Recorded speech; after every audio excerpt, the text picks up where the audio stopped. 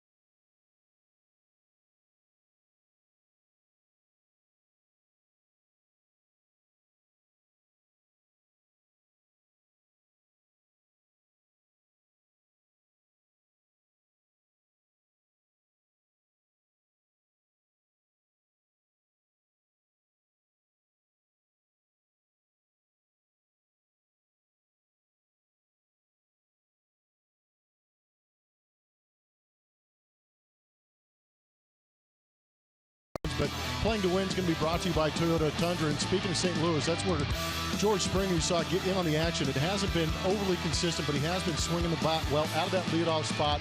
Had a big punch right there to get the lead for them. What I like is him at the top of the lineup. Altuve's been able to fluctuate between the 2-hole and the 3-hole. Marwin Gonzalez mixing in there too, but it pushes everybody down a little bit. And I like the idea of moving Carlos Correa into that 4-hole because we've seen him be a little bit passive early on in this season. But since moving into that 4-hole, I like the fact that he's being a little more aggressive at the plate, getting some better pitches to hit early in the count, taking advantage of them. But how about how many opportunities he has with guys in scoring position? That is a guy in the middle of your lineup that you expect to be the big man on campus. He is a good hitter. He needs to be in those situations, and I think that's why they are swinging the bat so well. Correa on that 4-hole, starting to swing the bat more, but it pushes everybody else down. Colby Rasmus in the 5-hole, Evan Gattis and Castro at the bottom of that lineup, even Val Bueno. Those 7, 8, 9 have the potential to drive the ball out of the ballpark too.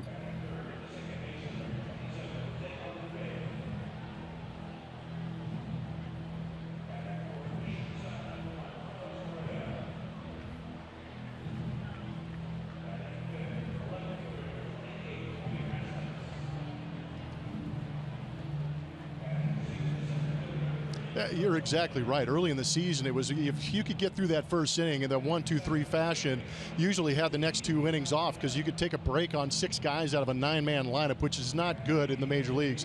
And it was just because those guys weren't hitting very well. But AJ again made the adjustments. These guys are swinging the bats well, but it's also in the middle of the season. Things are starting to heat up a little bit. They're getting their ABs. They're getting their legs under them. Carlos Gomez, my goodness, he's caught fire of late too, which they need. So I think it's going to be a different lineup, and I guarantee you that scouting meeting for the Royals pitching staff is going to alter itself a little bit, knowing they have to pitch deeper into this ball game. But you got to give a lot of credit too to the Astros pitching staff. They are not the same pitching staff that the Kansas City Royals saw earlier in this season too.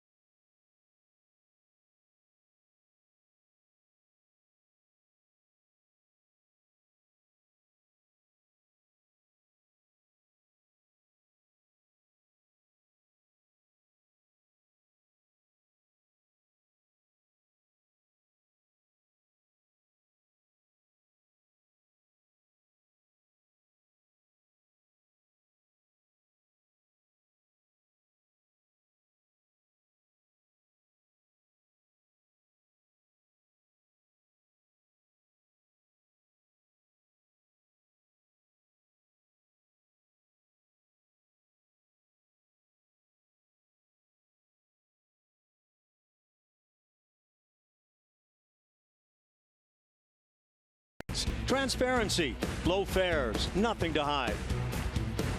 A.J. Hinch has made some big moves that have helped the Astros and relaunched his star shortstop in the process. Blummer and I talk about it before first pitch. Coming up next.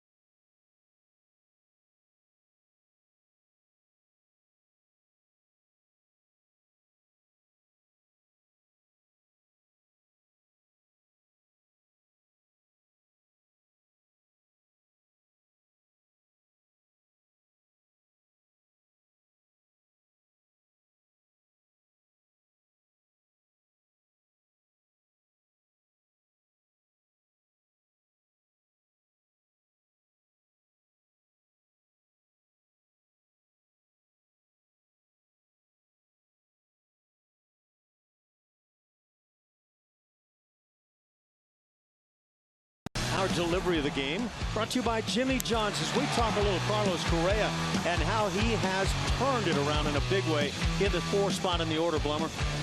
No, he's done a very good job, and I think what we saw when we saw Carlos Correa in that 3-hole, he was being a little too passive, maybe thinking a little too much about getting on base. He is very good at that because he does have good strike zone discipline, but it is just such a waste of talent to watch him walk his way onto the bases. You want to see this kid swing it. He is such a dynamic force with that strike zone knowledge and the ability to drive the ball to all fields, and we're seeing it here of late where he's come up in some big situations to help out this ball club, and that's what it's about. What can I do to help this ball club out? And I think with A.J. moving him into that 4-hole is giving Carlos Correa the confidence to produce. Could not agree more, and Carlos Correa has all the ability in the world. Here's the Astros starting lineup for tonight's game, presented by Southwest Airlines. Once again, it is George Springer in the top spot, followed by Marwin Gonzalez at first, Jose Altuve in the now familiar 3rd spot. Carlos Correa bats 4th, followed by Colby Rasmus and Carlos Gomez, and the bottom 3. And they've been getting some big things done. Luis Valbuena, Evan Gattis is the DH tonight, and doing the catching, Jason Castro. On the map for the Kansas City Royals here at Kauffman Stadium, right-hander Edinson Volquez making a 16th start. You see the numbers on the year. He is 6-0 versus the Houston Astros with a 2.70 ERA. He has pitched well, remember, with the Reds against the Astros in the old NL Central. So Volquez with that first pitch of the night, 91 miles an hour inside on Springer. The Astros coming off, as Jeff Blum talked about, that big 5-1 homestand. The Astros have come back from 11 games under 500.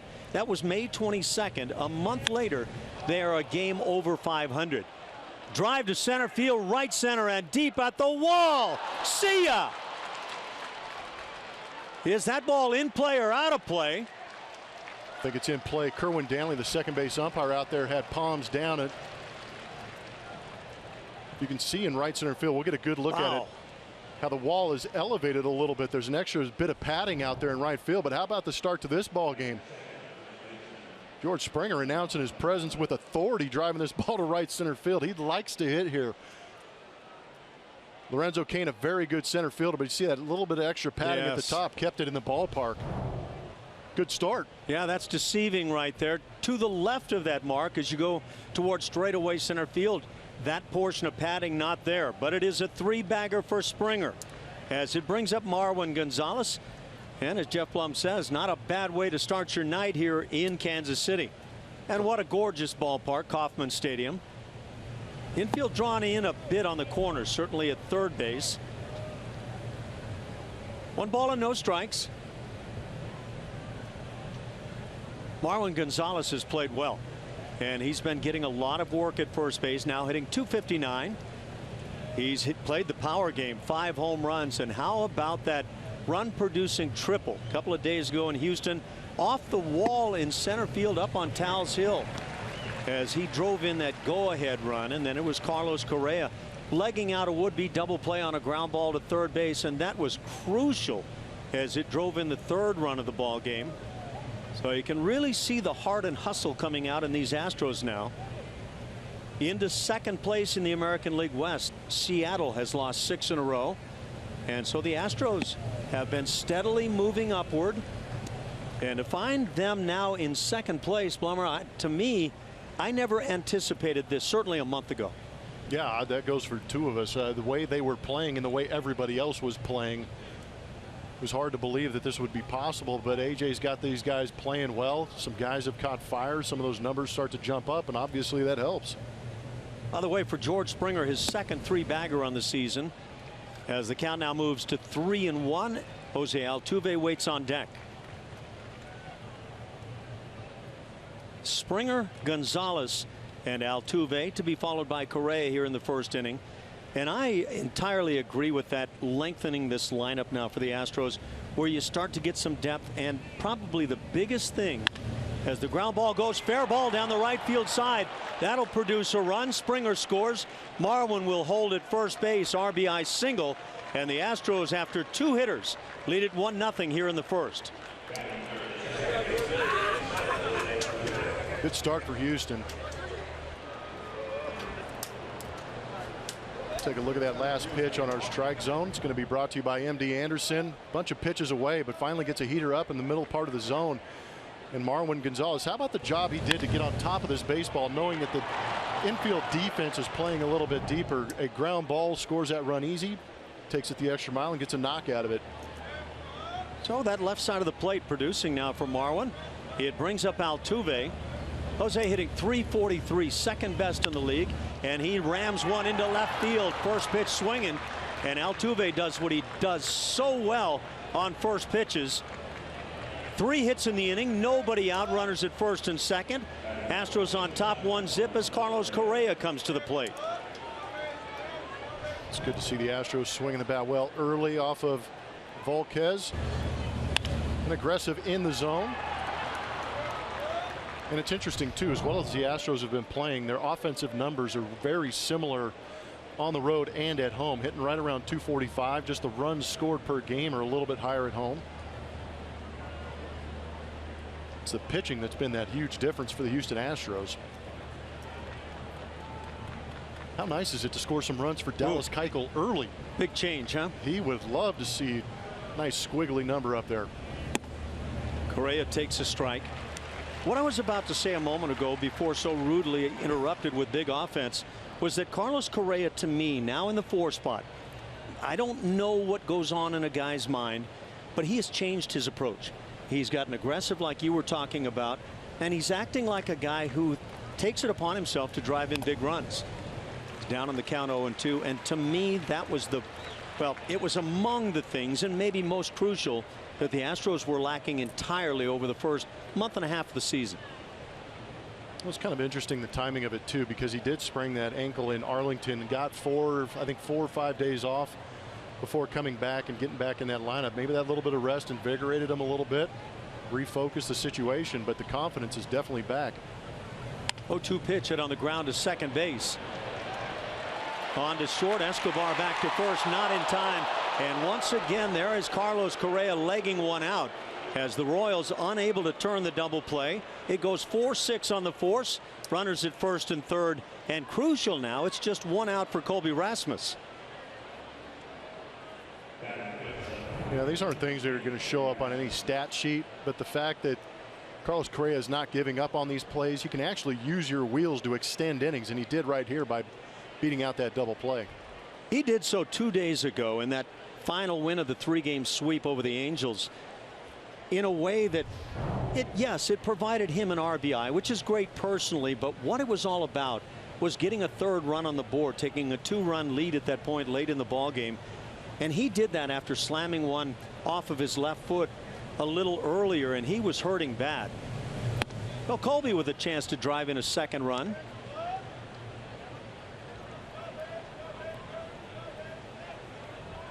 Edinson Volquez was touched up in a win for him his last start, 6 1/3 innings against the Tigers. He allowed 8 hits and 5 runs, all of those earned in that outing.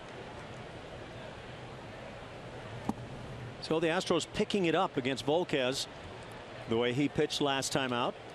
Previous to that, he had defeated the Indians in a 7-inning 2-hit shutout effort.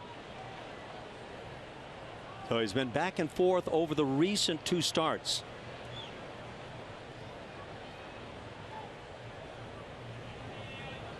Works the 2-0. Hammered on a line deep to right field. Going back and off the right field wall. Orlando will get it back in, but Marwin Gonzalez scores on a long RBI single. It's 2-0 Houston. 38 RBIs for Colby. Good time to hit. And all Colby was focused on was that runner at third base, less than 2 outs. Get a pitch up, elevated, that you can drive to the outfield. He got himself a fastball. Another missed spot by Edinson Volquez. The Astros right now are not missing their opportunities. They're squaring him up nicely early on. Yeah, they are seeing pitches to handle. But you know what? That happens even in games where you get shut down. That ability to take advantage of those pitches, so crucial. And now it's up to Carlos Gomez, runners at first and third. George Springer got it all started with that triple high off the wall in right center field. Big yard here in KC. There's the changeup and a swing and a miss. Not a good location.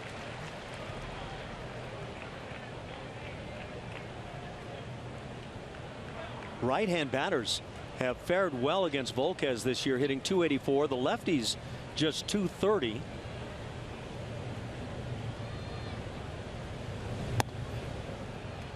Drops that sinker at 92.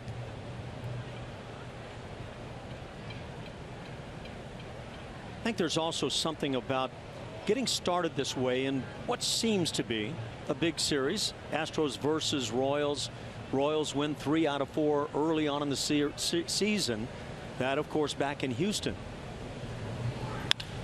Line drive into left field. That drops for a hit.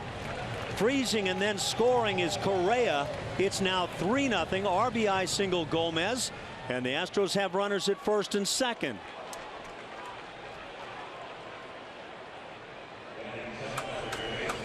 Five hits here in the inning.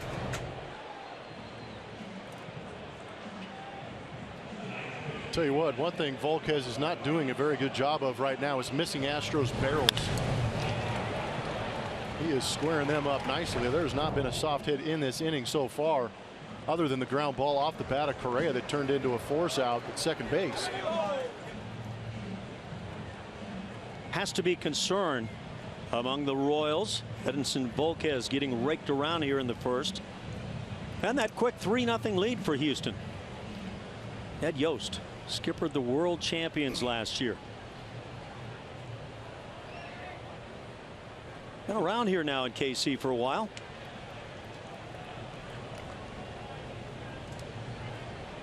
You were talking about this being a big game. It may not be a big game in the sense of the season, but it's a big game to the Houston Astros. You want to go out there and prove, like you talked about earlier, of your worthiness of playing against these guys who beat you to go to the World Championship, because they were a couple outs away.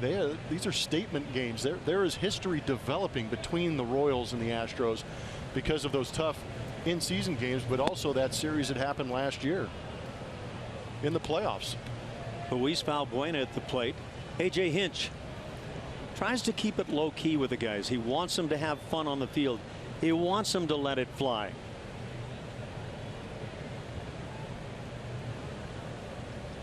Valbuena hitting .249.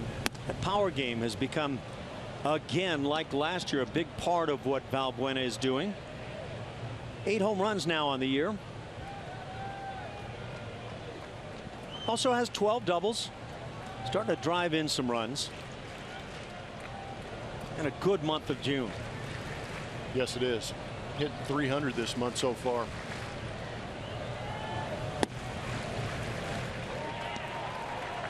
It's a really intriguing matchup in the series beyond everything we've talked about.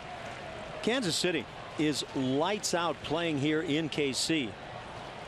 They have the best record in all of the major leagues while playing at home. It's a pretty ridiculous number, 25-8 at home.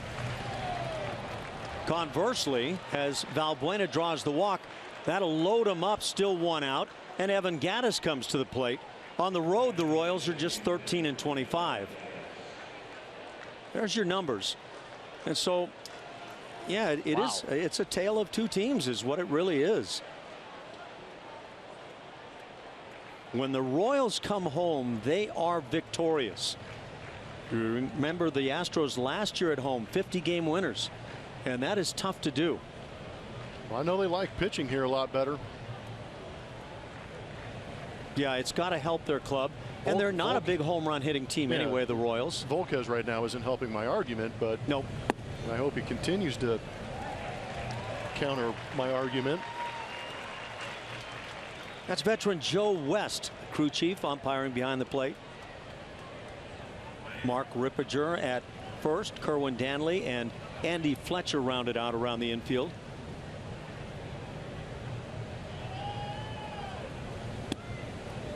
A ball and a strike. That's one of those after you flinch and you get out of the way of that soft breaking ball, you ask yourself, was that time to take one for the team?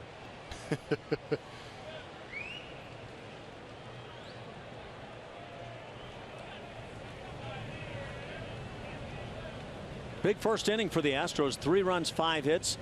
Still not done, they hope. And a 2-1 count. Good hitters count. Especially considering how Volquez feels about his command.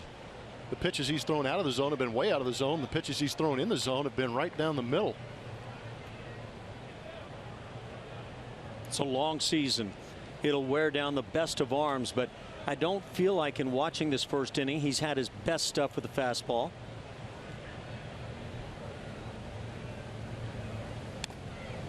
The fastball runs in on the hands.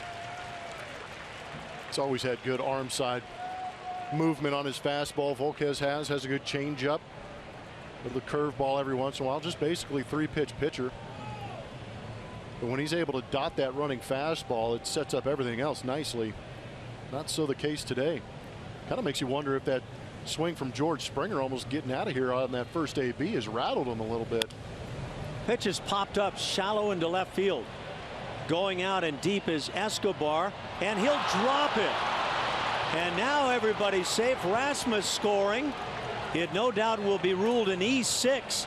But the Astros take it to a 4-0 lead here in the first. And again, still just 1 out. Escobar heard footsteps. Not the I mean, Ebner's out there in left field. You see him coming in, but you also see the arm go up from Escobar waving off the left fielder. He doesn't, and that's what causes that hesitation by Escobar, because he feels the left fielder coming at him, so he hesitates a little bit, takes his eye off the ball, and clanks it. And that's a good shortstop too in Escobar. There's Eibner in left. Sorry, Eibner. Yeah, that's. Rumor has it Alex Gordon's supposed to be coming back tomorrow, possibly. Their everyday Gold Glove left fielder. Alex Gordon and Mike Moustakas hurt on one play. Moustakas is likely done for the season. Jason Castro now a chance to beef up a little bit. For Castro, a 209 mark, 18 RBIs. He's hit the long ball, has 6 home runs.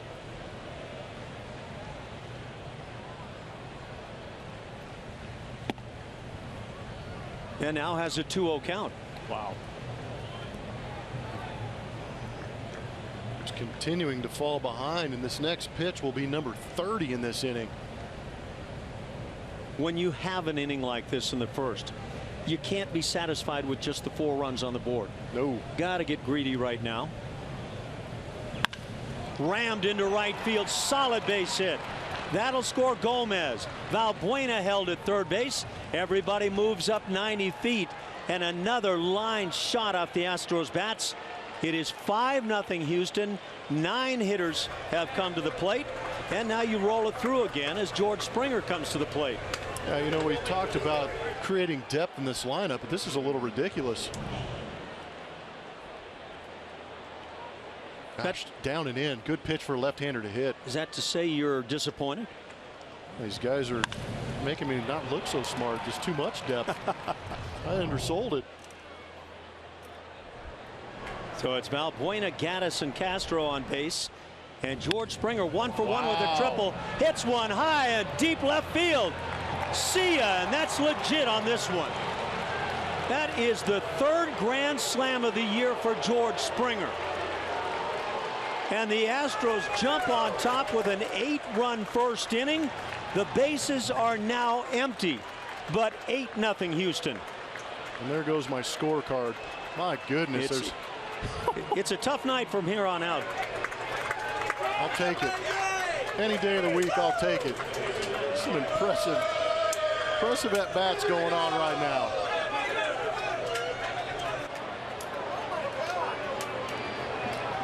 Nobody more thankful than Dallas Keuchel in that dugout, who knows that run support for him has been few and far between, and they are unloading right now. You know what? My addition is just horrible. It's 9-0 Houston. Pardon me, on the 4 RBIs, grand slam Springer. That's 16 home runs for George. And I will go back to night school very shortly. There's a good change. And that bullpen getting it going here. 1 out in the first inning.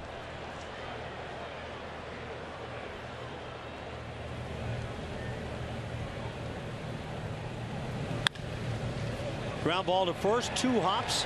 They're going to get Marwin for the second out of the inning. How about this crowd going nuts? Well, we're going to take a look on our Supermo, brought to you by Mattress Firm. George Springer leaning back on Edinson Volquez for the second time this inning. Tripled it. Are you kidding me? He's got the triple and the home run out of the way. And this is only the first inning. He's on the way. Why does he love KC like this? Has anybody ever cycled in the first inning? This came up recently, by the way. Yeah, he loves hitting some KC pitching here in Kansas City, doesn't he? It's like barbecue to George Springer. My goodness. Maybe that's what it is. Barbecue is the superfood. Little hopper back to the mound. They're going to get Altuve. So Gonzalez and Altuve go down to end the inning. The Astros send 12 to the plate. George Springer has 7 total bases. It's 9-0 Houston.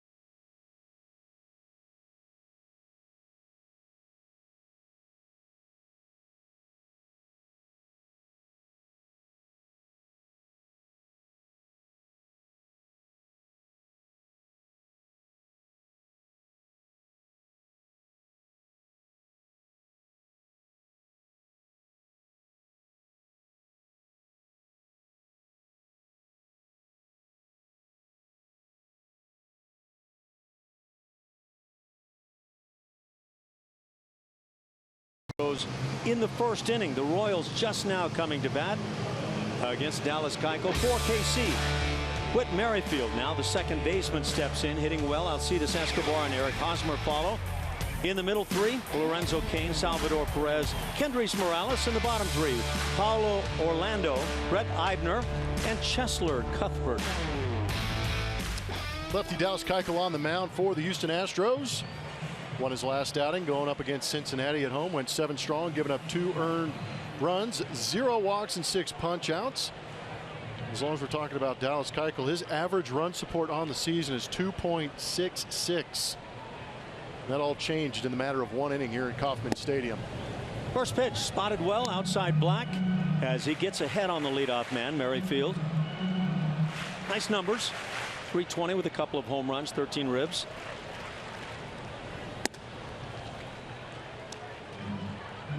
Always a challenge when you're the pitcher and you get spotted a lot of runs, that you start pitching differently, just throwing strikes. Ground ball hit right side, and that goes down the line. Leadoff single from Merrifield, as playing it well as George Springer. Keuchel working to the outside edge, but left it up. I don't know if there was much purpose behind this swing from Merrifield trying to go that way, because it just looked like it was off the end of the bat and just kind of doinked it the other way. But Marwin Gonzalez with the right-handed hitter up, playing well off that first base line. We mentioned the Astros come in having won 5 straight. Second time they've matched a 5-game winning streak this year. The Royals, on the other hand, have lost their last 2, those to the New York Mets. But the Royals had won 8 of 9 prior to those 2 losses. How about Merrifield getting the starting job at second base and knocking Omar Infante off the team, and yet Omar has way more All-Star votes. Ground ball to the bag. Marwin steps on the bag, fires down to Correa, who applies the tag, and a nice 3-6 double play. So Keuchel has a pair of outs and nobody on base here in the first. That's where some of the athleticism for playing around the diamond helped out Marwin Gonzalez. Holding the runner on. This would have snuck inside that first base line if Marwin wasn't there. Good job of picking it up. Step on the bag and then just that nice sidearm flip. Get the double play. He's got plenty of arm to play anywhere needed. Eric Hosmer stands in. He's had a good season. .305 the batting average. 12 home runs. 44 RBIs with that grand slam again for George Springer. 16 bombs now and 45 RBIs. Does George Springer have any chance to move into the All-Star voting, get on that club? Streaks now for the Royals this year. One hopper gets on by Altuve. Hot shot. That'll be a base hit. 2-out single. Puts Hosmer aboard as they go to the cleanup spot with Lorenzo Cain. And there's the numbers again. Been a roller coaster of a ride, huh? You know, that's a deceiving 38 and 33 in my book. Yeah. The Royals have scored 3 less runs than their opposition this year. What they've done is they've played well in the tight one-run games, and they've been blown out a few times.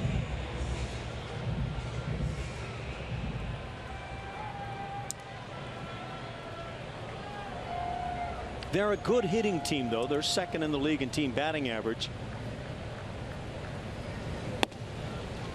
Keuchel finds the strike zone. Lorenzo Cain has played well, maybe not up to some of the standards he's set for himself. .283 batting average, 8 dingers and 37 ribbies. Changeup finds the knees. And again, that tells you how effective the changeup can be, even though that was not a well-located changeup. Just that variance in speed told Lorenzo Cain not to swing. Ground ball right side. What is this? The Royals almost looks like I don't want to say it the wrong way, but hitters that are very late just kind of hitting that flare ground ball on the right side. Yeah, I'm with you. It's almost as if they're guessing a little too late.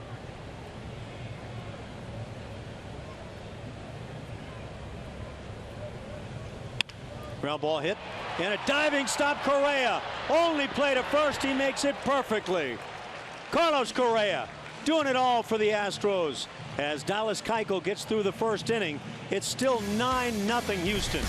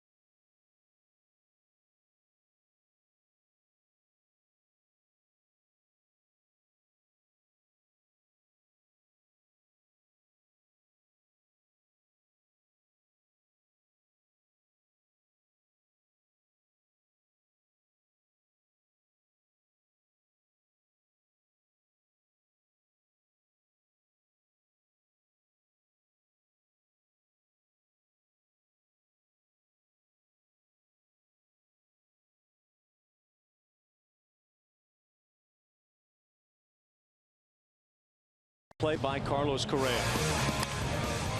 Yeah, hot shot off the bat of Lorenzo Cain, but guess who's there? Guy who's been swinging the bat well and also playing some good defense. Laying out. Just the athleticism to pop back up, get yourself in position, get on top, make a good, strong throw. And again, because that ball was hit so hard and the stop was so good, it gave him plenty of time to throw out Lorenzo Cain. Now Correa with his second plate appearance on the evening here, first of 3. How often do you see that, huh? Great play, lead off the next inning. Carlos beat out another would-be double play here in that first inning, and that sets up the chances for guys to come to the plate and drive in runs, and drive in runs they did. A 9-run first inning. Biggest inning on the season for Houston.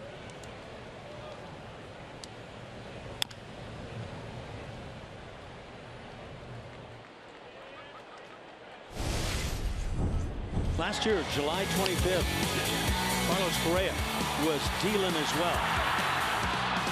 It's a nice jump turn.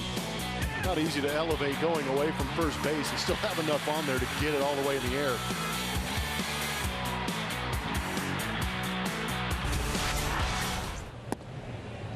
Now 3-1 as Volquez continues his struggles. Well, the Astros the most runs in an inning this year prior to tonight, 7. They did that against Oakland.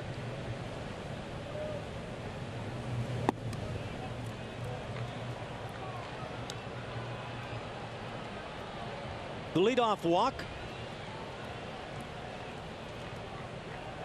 What a start on the night for George Springer.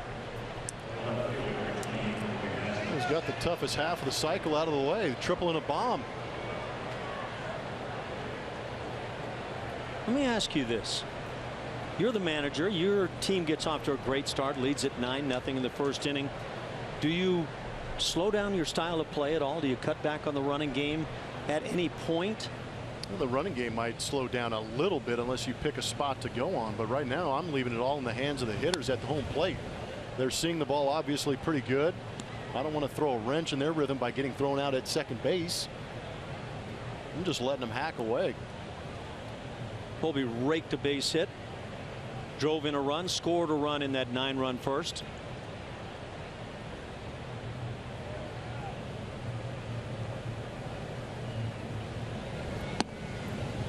Has a ball and a strike. The Astros are 17-7 over their last 24 games. Over the last 28 games, 20-8. 30-19 since May 1st.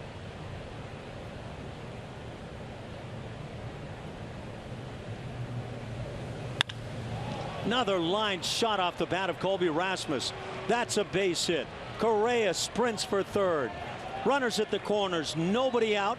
And here we go again. Carlos Gomez comes to the plate. I'm going to be right back, Ash. Are you done? I'm going downstairs and getting the bat. Yeah. You know what? Save it till they need it. No, I want in on the action. This is great. Love watching guys hit. This is beautiful right now. Edinson Volquez nearing the end of his night. Mentally and physically, he has no idea what's happening right now. I'll tell you what, he's leaving a number of pitches in very happy hitting zones. Carlos Gomez got into one very nicely with a base hit in the first inning, scored run number 5.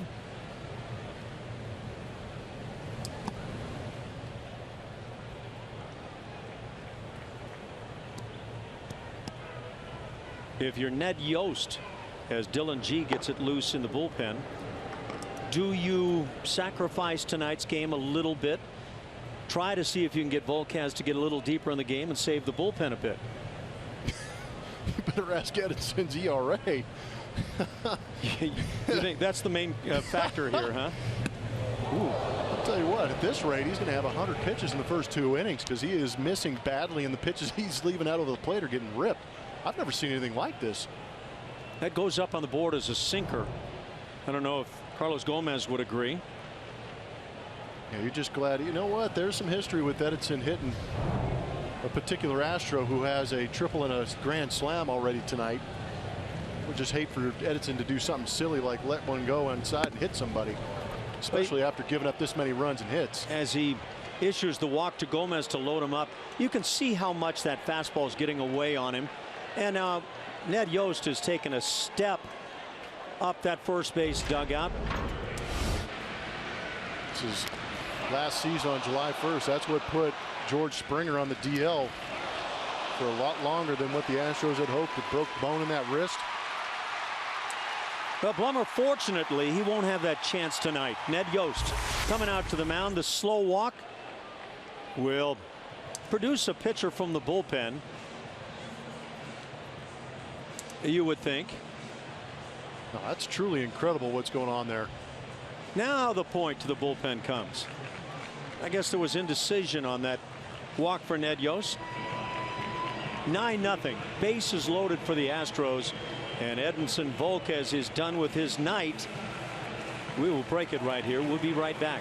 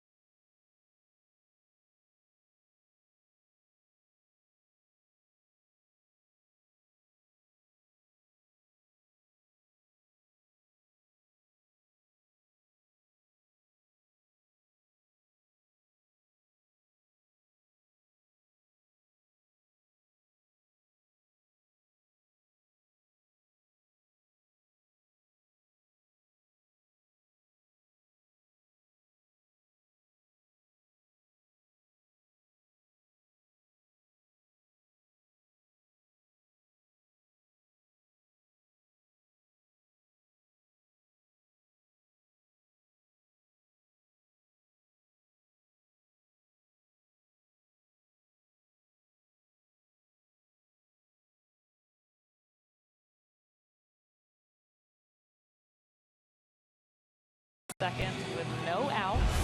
There's a new pitcher on for the Royals, but before we do that, it's time for our Chevy Stroh poll. Make sure to head over to the Root Sports SW Twitter page to vote in our poll today. It's other than the Rangers, who do you enjoy Houston beating the most? All right, Astros fans, let's hear it. Yankees, Red Sox, Royals, or is it another team? We'll tell you who wins this later in the game. Ash? Thank you, Julia. Oh, what's the vibe out there right now, Julia? My vibe is good. I'm by the dugout. These guys are having so much fun. I also have a towel on my head because it's starting to rain, but it's actually a really good place to be by this dugout right now. They're having a little bit of fun. Don't ever talk rain when it's 9-0. The good guys. Dirty talk. It's happening. How dare you? It's happening right now. You don't report what's happening. You report what needs to be told. Okay. Well, that's the vibe. You asked me, Ash. Okay, well, I was looking for something good. She's trying to rain on their parade. We'll check back in with you when we need to, Julia. All right, I'll be quiet over here. Luis Valbuena behind in the count, 0-1. Dylan G on the hill. And you see the numbers. Ash, you've caught a lot of baseball games. Have you ever had a pitcher just completely implode on the mound, giving up everything, and have to make that walk to the mound? Yeah, I just don't know that it's gone to 9-0 after an inning. That's pretty extreme. Yeah, I mean, it's almost borderline. You get to the point like Ned Yost walked out there. You just kind of look at each other and go, I don't know how to explain this. Yeah. Let's just throw this one away and we'll see you next start. I imagine fans have a different perspective, but to me, what Ned Yost has to do as a really good manager is to say, hey, look, don't worry about it. Get yourself ready for your next start. We've got confidence in you, and you move along. You try to get the best out of your 25, right? Yeah. In anything you do. And, the days of the perceived yelling at guys and trying to scare it out of them, I think they're gone. Well, I really don't think this is a situation to go yell at a guy like Volquez. He's been a good pitcher for a very long time. It's just the Astros came in here and did not miss a single pitch he threw in the strike zone. Because there was one ground ball off the bat of Correa that was maybe jammed. Everything else was a rocket, which you don't see too often, that consistently, the ball being hit that hard. Yeah, until Marwin and Altuve grounded out to end the inning. Up until then, you're right. I mean, it was just barrel finding. Dylan Gee pitched previously with the Mets, came up in 2010. Blows the high cheese on by Valbuena. First out, base is still loaded. And now Evan Gattis will come to the plate. Evans saw the same scenario back in the first. That was a big error in that inning.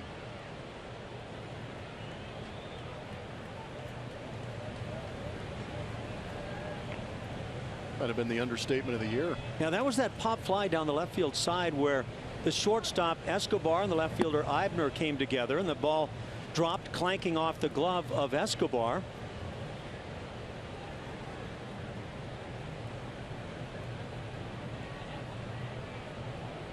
That's a really tough assignment too. I'll kind of go back to what Dallas Keuchel faces, and I really think baseball has gone in the right direction. Little Thummer going to drop in center field. That's a base hit. Produces one run. Rasmus held at third base. So 90 feet at a time, it's 10-0 Houston. And for Evan Gattis, RBI number 21. And there's a softly hit base hit that still produces a run. That run will be passed on to Edinson Volquez. Yeah, the night can still get worse for Volquez. Still two base runners that belong to him. So Correa has scored that 10th run. 9-hitter Jason Castro at the plate. And he flat slammed one into right field for an RBI single in the first. Came around and scored run number 8. He was aboard on the grand slam by George Springer.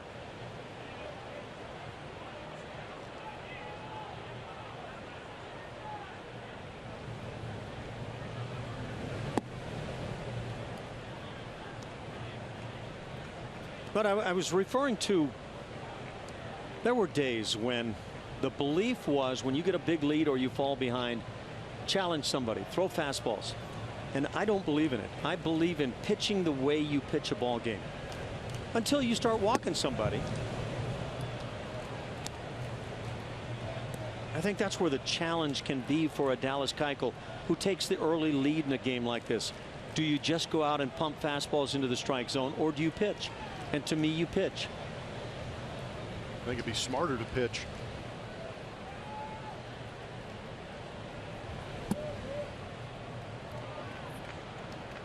Three and one the count.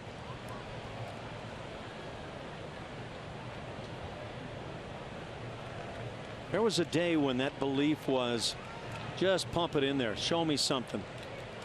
Sometimes you're going to get it shown to you. Yeah. And that's the thing. Like you say, what you can come back with is, well, I'll show you an inflated ERA that's not my fault. 3-2 now on Jason. Weren't we in Seattle one year and Astros got a big lead? Might have been Paul Clemens or somebody. One of those young guys came out of the bullpen and just started ramming heaters in there. And next thing you know, there were 3 or 4 home runs in the next 2 innings, and you were kind of like, whoa. Yeah, you're exactly right. And you start just, as you say, ramming fastballs through the strike zone to major league hitters, and there's going to be a whoa on you. Like you said, it affects you personally as far as statistics. Joe West does not give in on a close pitch. It's a walk, second RBI on the night for Jason Castro as everybody moves up a bat. 11-0 Houston. And now George Springer. He's already had a week in 1 inning. There's a leadoff triple to get things going, and then slider backing up right into the barrel of George Springer, and he does not miss it. Driving in 4 runs. Just needs a single and a double for the cycle. Is that to say you had weeks that good? Yeah. Well, you may have. A week? Yeah. Shoot, come on, Ash. I know you have. How did that not go fair? Check swing, and it's hit like a rocket, but foul. So the way George is swinging, you'd just expect that to be a double. This is 4 games here at Kauffman. Are you serious? 8 for 13. Do you remember 2014 when George Springer came into Kansas City? Oh, yeah. Now the ball hit sharply. It's 0-2. They had to reinforce some of the walls out here. I think there was more than that that might have had to be reinforced. At that point, George Springer, well, you know, from my perspective, he looked like the best thing going in Major League Baseball, I thought. He's a heck of a player, don't get me wrong. Yeah, you could argue that today.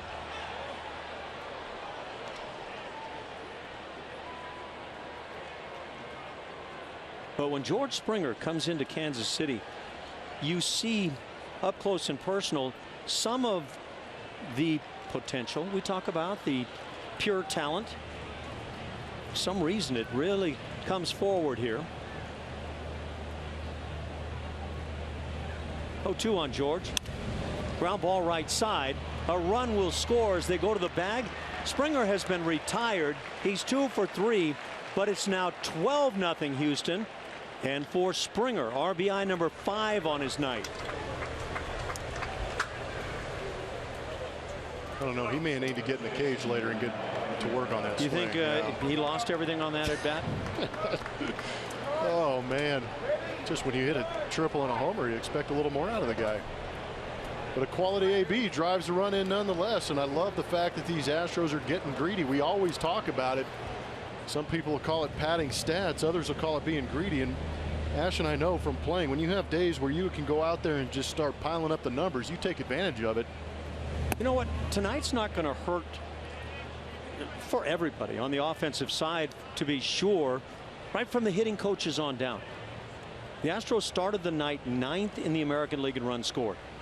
Now, not everybody has played the same number of games. They started the night 14th in team batting average, 241. It would appear to be getting better as we speak. The Astros have done a good job playing in some tight ball games, those 1-2 run lead type games, but now they early on still plenty of game left, but the 12-0 lead has got to feel extremely foreign to these guys. Just missed it on a towering fly ball into right field. To his right to make the play, Orlando. That'll do it.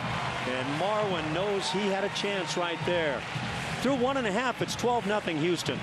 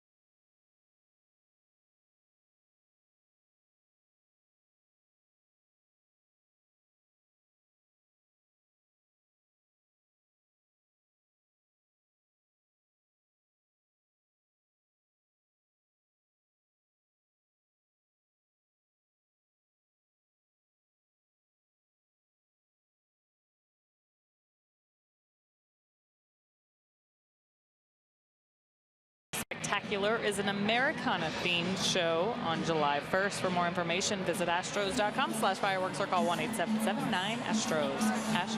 Thanks, Julia. How's that torrential rain coming? Maybe it was just some of the moisture from the fountains. Maybe that's what I was dealing with. Yeah, maybe that was it. Stop. You bumped the Astros down from a 9-run first to a 3-run second. It's only 12-0 right now. Of course, we jest. Dallas Keuchel dealing with that issue. Faced 4 hitters in the first inning. Salvador Perez stands in, and he's played very well. The Astros now with a new third baseman. Danny Worth takes over for Luis Valbuena. This early in the ballgame, you'd have to assume, I would think, that something is bothering Luis. And this hot shot goes on by Worth and down the left field line. Again, Perez has played well. The throw in from left and got him. Colby Rasmus, who made an enormous play against the Angels, enabling them to win that 3rd straight game, comes up with another solid assist from left field. How about in a 12-run game, Colby Rasmus not giving up on a play? Well, that says a lot. It's kind of nice. Danny Worth getting tested early. But give a lot of credit to Colby Rasmus. It might have looked like he's turned and spun out of control. But he knows what he's doing. Good job of hanging in there, too, by Altuve. Great tag. How tough is that to drop that tag? It's tough. Down on the guy, your back is to the runner. It's very tough because, again, it's that you're kind of tagging to the blind side. But if you've played enough baseball, you know where the bag is at. So Altuve, you can see, kind of held his position knowing where the base was at. So when he did catch the ball, he just dropped it in front of the bag. But again, the momentum of the runner coming in and the swing of your hand coming down can sometimes lead to some bad things. But Altuve lucked out right there and made a great tag. You get to the point where you have that feel as to exactly where the front of the bag is. Yes. So an out on the base hit by Salvador Perez. Kendrys Morales at the plate. His batting average has dipped this year, hitting just .225. Does have 8 home runs.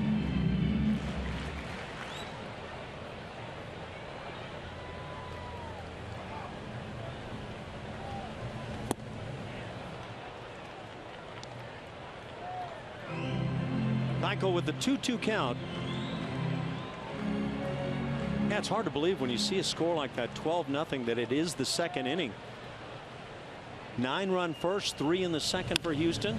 Ground ball hit to the left side. Danny Worth with the play, and he'll make it easily. 2nd out of the inning. Well, we've got a chance. We're going to look at our Lexus defensive rankings. Again, that number on the left, the 10, 8, and 10 are statistical data. The lights on the right will be my personal opinion of those outfielders. Colby Rasmus made me look pretty good right there with a strong, accurate throw. George also gets to the ball well, has a strong, accurate arm. Carlos Gomez gets to the ball well, has a strong arm, yet sometimes that accuracy a little bit of an issue. That's why I gave him the yellow.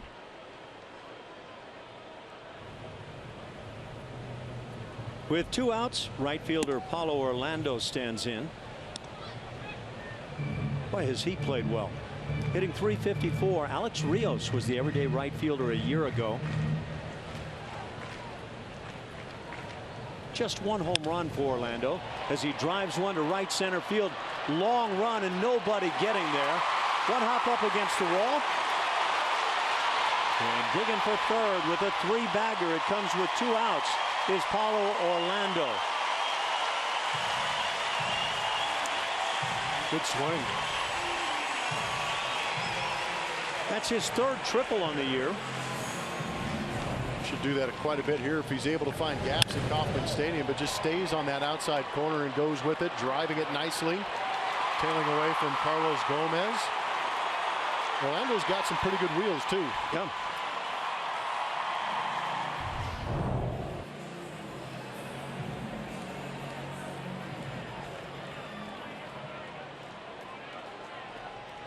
Bring up the left fielder Brett Eidner. In limited opportunities, putting up some numbers. That pitch at 87 up in the strike zone. I doubt that it was intended in that area. Well, you talked about pitching with this big lead. You'd hate to see these hitters start to lean out over that outside edge of the plate where Dallas Keuchel is effective, but you still got to see Dallas Keuchel pitch like Dallas by throwing that fastball inside with the occasional cut and slide. Early in the year, as Dallas was really struggling, to my eye, he would hit a spot very nicely, maybe twice, and then the next 2, 3, 4 pitches would be up and not close to what his intended target was. Now that changeup has been in some pretty good spots tonight.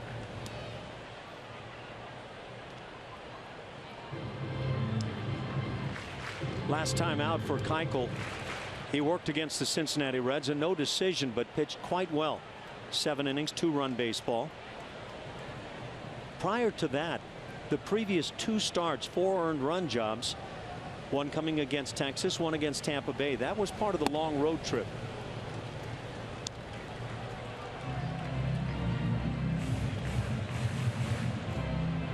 And he get this breaking ball. Tell you what, it sure would be nice, but I think Castro didn't catch that one as well as he could have. That glove continued downward. And now 3-2. That'll fill it. On the 8-hitter for KC, third baseman Cheslor Cuthbert waits on deck.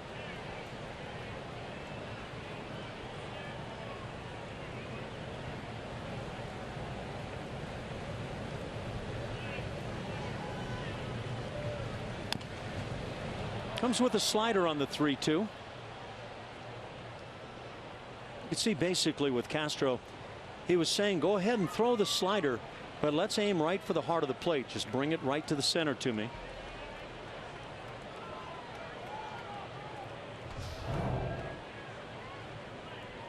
Gosh, you can even feel the pain when you see it in slow-mo. Man, right off the top of the foot, no protection. 12-0, and you have to add that to it, huh?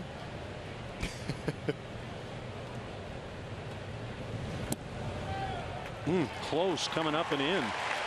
Doesn't get the call. Joe West didn't like it. It's a 2-out walk, putting runners at first and third, and Cuthbert comes to the plate. And that's what you want to avoid in these games where you get this big lead, is the walk. You don't want to give these guys free passes. You want to make them earn their way on.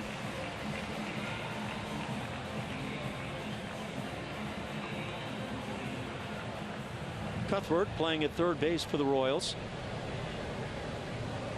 Mike Moustakas again, a guy that's been injured and has to be costly for KC. Guy who was a big part of that World Championship run last year.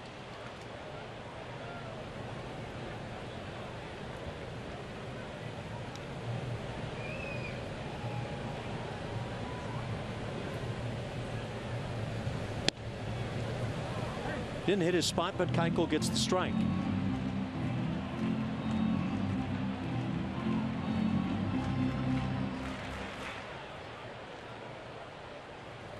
Right-hand hitters have hit .283 against Dallas this year. Lined into left field. That's in for a hit and extra bases. 1 run will score. And being held at third base is Eibner on a run-producing double by the 9-hitter Cuthbert. And the Royals get on the board. It's now 12-1 Houston.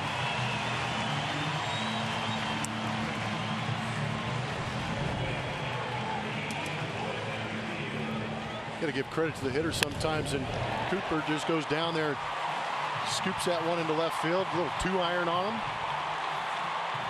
But Colby gets it back in quickly, doesn't he? Yeah, it's nice because it keeps that runner at third base, the walk, and Eibner.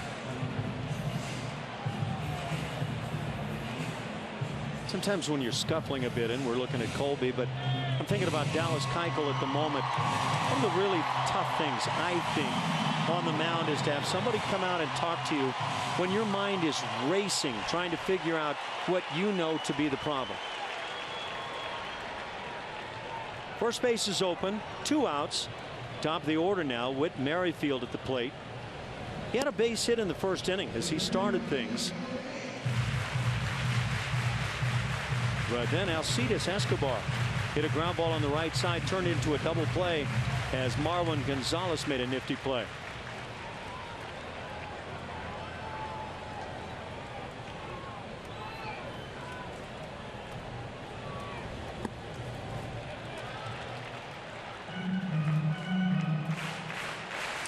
Ball and a strike.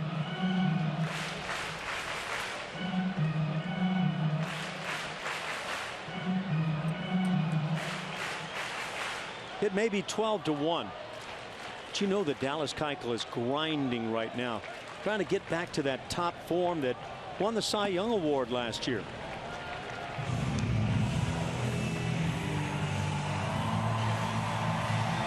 It's his 16th start of the year.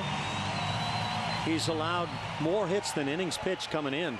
102 hits in 94 innings. Now has a 3-1 count as the shortstop Alcides Escobar waits on deck.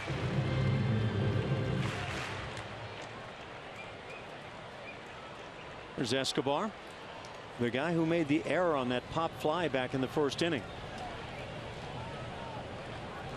Could you imagine if Dallas Keuchel just all of a sudden regained that form from last year? Boy, wouldn't you love to see it? Wow. There is the walk, second of the inning, second of the night for Dallas. And they're loaded now for Escobar. Well, I would say at that point, and this team now, as we've talked about, has come all the way back from 11 under 500 to get to a game over that 500 mark. Suddenly you start turning that starting rotation, which has gotten better and better, into one of the best going right now. Yeah, and I don't think enough has been said about getting Lance McCullers back into that rotation, because that also creates depth. Move Davinsky from that starting role into the bullpen, where he has pitched much better, therefore making that bullpen that much deeper. So these guys have found themselves in positions to really be successful for these Houston Astros, and Lance, the last couple outings, has looked extremely good too. Is it fair to say you can get big outs when you're leading 12-1 early? Yes. Early on in a game like that, yeah, I absolutely agree. This would be, it would seem to me, one of those opportunities to get a big out. Well, throughout the course of the game, I don't know if you guys talked about it, but I know a lot of teams I played on would constantly say win each inning. So that first inning, obviously, hands down, was the Astros inning.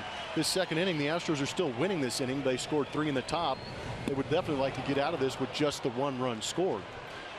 See today's game. There's the 1-1 changeup that gets the hitter out in front. Very nice pitch.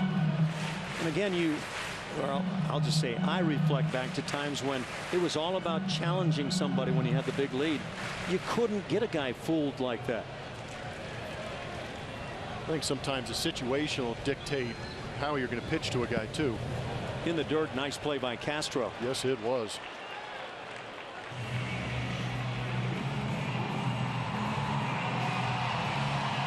Yeah, there were times last year, even the year before, for Dallas Keuchel, where it felt like he never missed where he didn't want to. And you never saw him miss that badly. He would miss, but when he wanted to, out of the strike zone.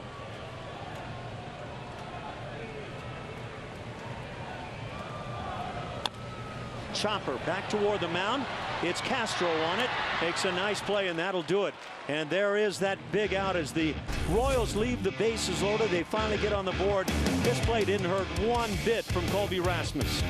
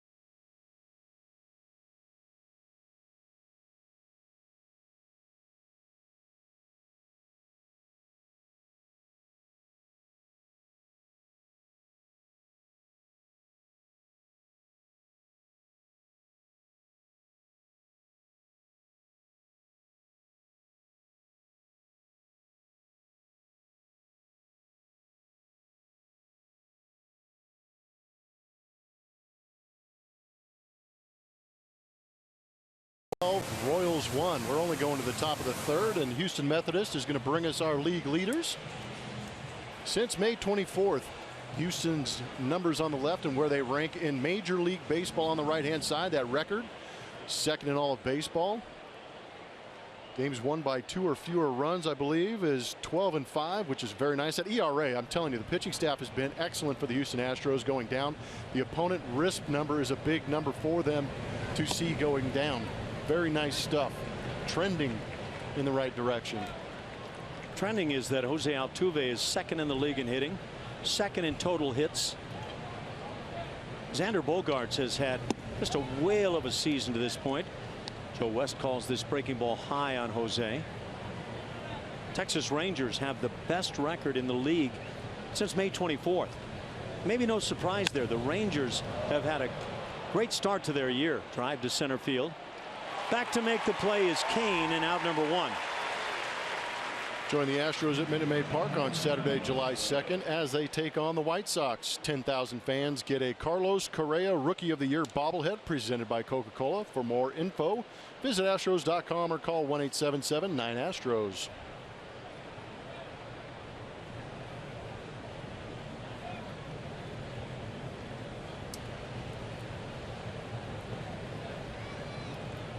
The Astros sent 12 to the plate in the first inning.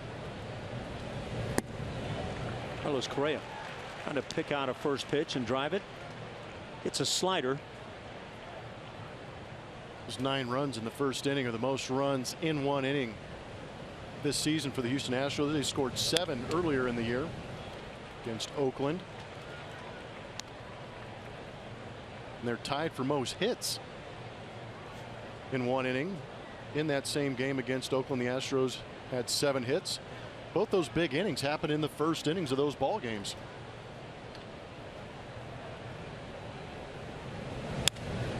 Correa 0 for 1 on his night. Reached on a fielder's choice, a hustle out job for Carlos, and another big one. And you can't say enough about the ability to defeat the would-be double play for the Angels a couple of days ago and the impact it had in the Astros victory. Right off the end of the bat, little looper, shallow and right, dropping, and does drop in front of Orlando. So Correa gets a little pop fly single, comes with 1 out. He's aboard as Colby Rasmus will bring it to the plate. And Colby has been hanging it out tonight twice.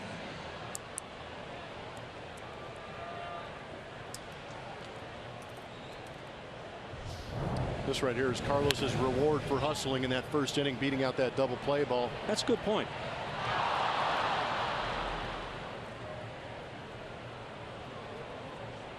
Or you get some guys in the dugout that just say you're living right.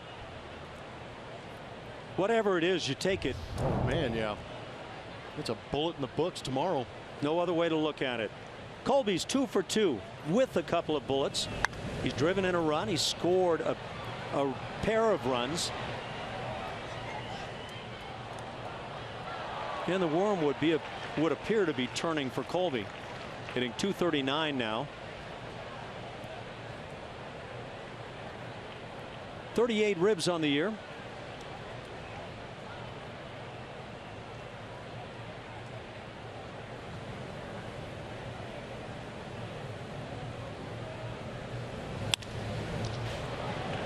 And he finds that hole with the shift.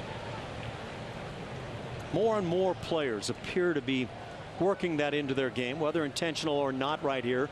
Colby Rasmus is 3 for 3. That just looked like good professional batting to me. Fastball up out over the plate and just barrel it up, go the other way with it. Gorgeous work.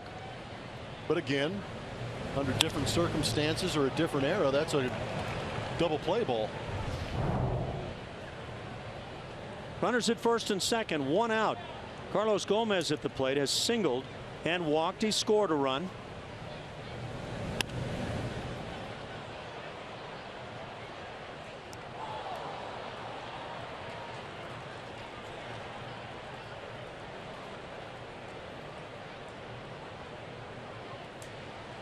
For Gomez, the batting average up to .220.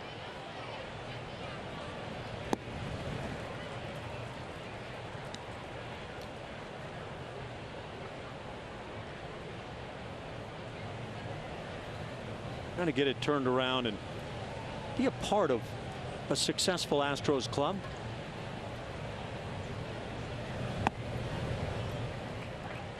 One and two now.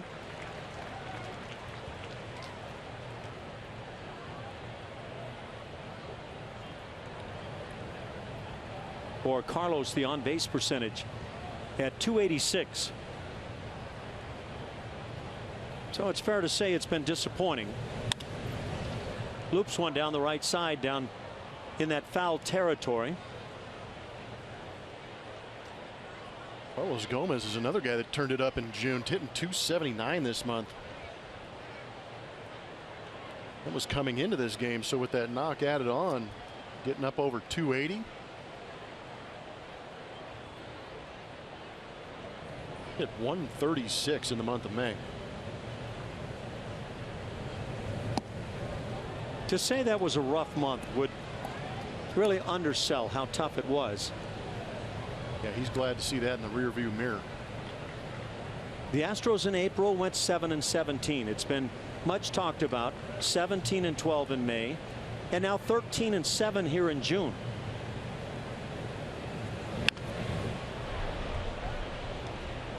A lot of people will say you can't win the pennant or get into the postseason in that first month of the season. I don't think I agree. If you look at the Astros last year, that's where they made their hay. Early in the season, first month and a half or so, and then struggled to play .500 ball. In fact, playing a bit under the .500 mark. But the early goings were enough to propel them into postseason play. This year, maybe turning it the other direction.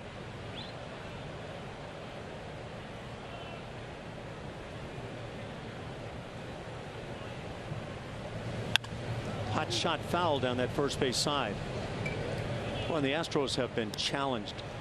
They have played 11 extra inning games, and they're 7-4 in those games, so they've played well. A.J. Hinch's troops 13-13 in one-run affairs.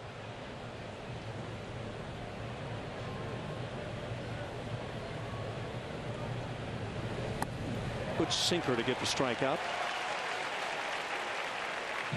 Second out of the inning. And that'll bring up that 7 spot, now picked up by Danny Worth.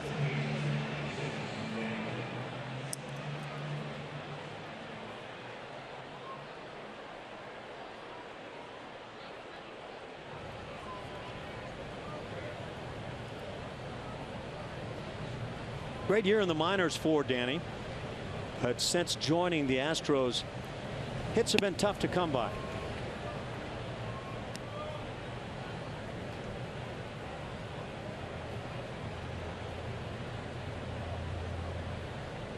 And one of the numbers that may or may not mean anything, the Astros in blowout games are 7-6.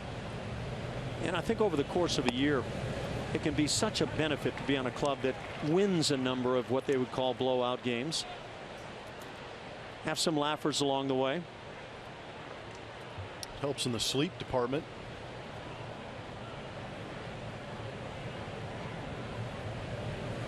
Trying to find that category, can't find it. Oh, you know what it is. You played long enough to know what that's about. Makes it nice. And you know what? If you're on a club that can laugh and have fun together, there's a drastic difference.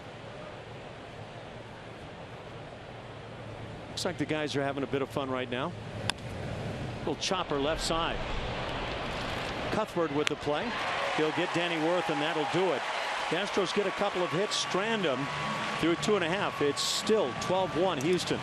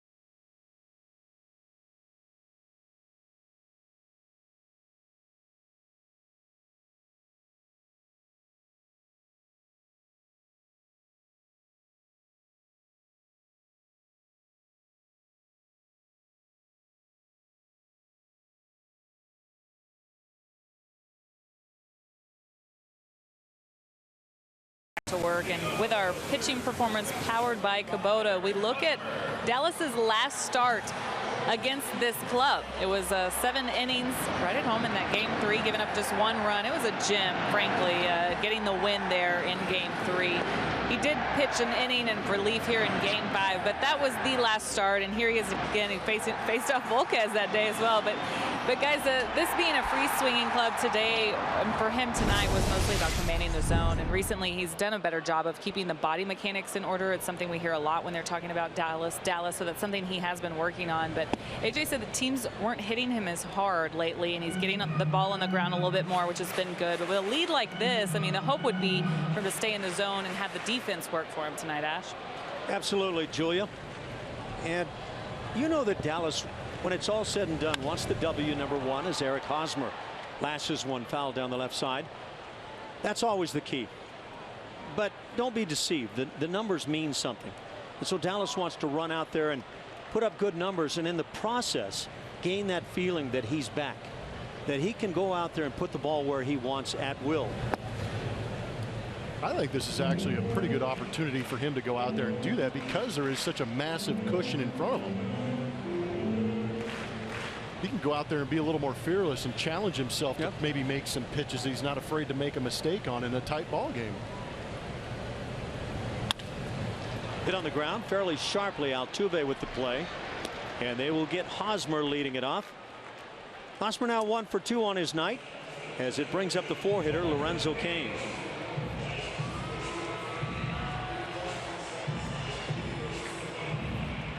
Yeah, for Keuchel to do so, he has to beat a club, these Kansas City Royals, who are 12-1 over the past 2 homestands.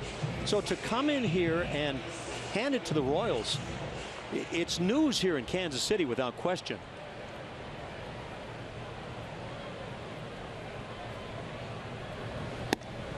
Strike on the outside edge.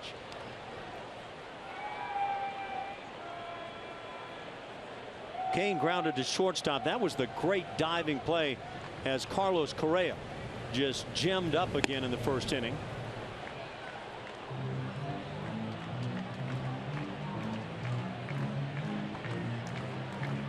He's been making such a difference as the Astros have been climbing, putting themselves in a position where there is once again hope.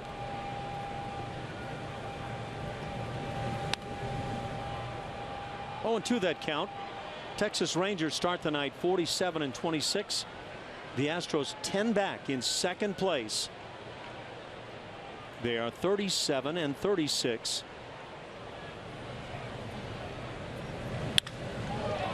Off the end of the bat, Rasmus, after starting back, comes in. He'll make the play. Second out of the inning. It brings up the catcher Salvador Perez. Now we can see how the pitching staff has jumped in to aid in terms of the improvement for this club.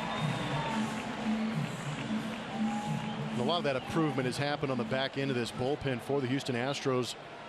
I think there's still much improvement needed out of the starting rotation, getting deeper in the ballgame and accessing that bullpen in the right way. The relievers, I believe, in the American League are fourth right now at a 3.22 ERA, which is quite nice. And you see Will Harris picking up for Gregerson in that save department.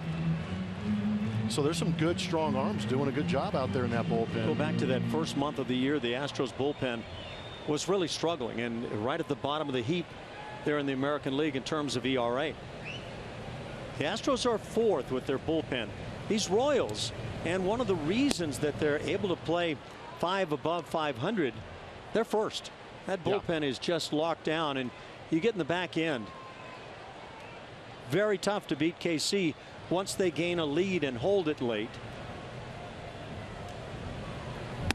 The Astros starting pitching 7th now in the league. Over the last 23 games for Salvador Perez, a key component of this KC club, he's hit .402. What? Not a soft .402. 6 dingers mixed in. He pops out to short. Correa makes the play above Altuve. Jose's not pleased, but the Astros lead it 12-1.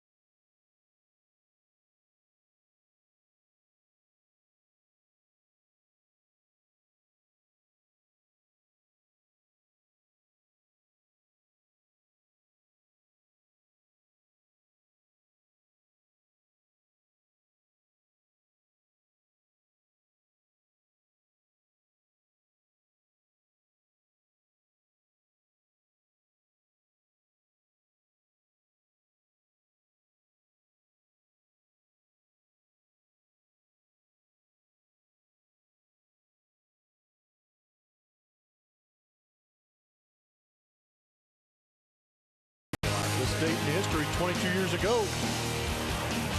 Jeff Bagwell at the Dome. There's one. You know there's going to be more. Look at that batting average. 1994 was such a massive year for Jeff Bagwell. Hitting 349 in that. He just puts his head down because he knows he obliterated that pitch. Also broke his hand in that season, but it was also a season shortened by the strike. Who knows what could have been. Bagwell would have put up astronomical numbers, and maybe the Montreal Expos get into the playoffs. Yeah, the Expos had that great start to the year. Yep. MVP Jeff Bagwell. 1-1 pitch. Kevin Gaddis leads off as we move to the fourth inning. 12 runs on 11 Houston hits.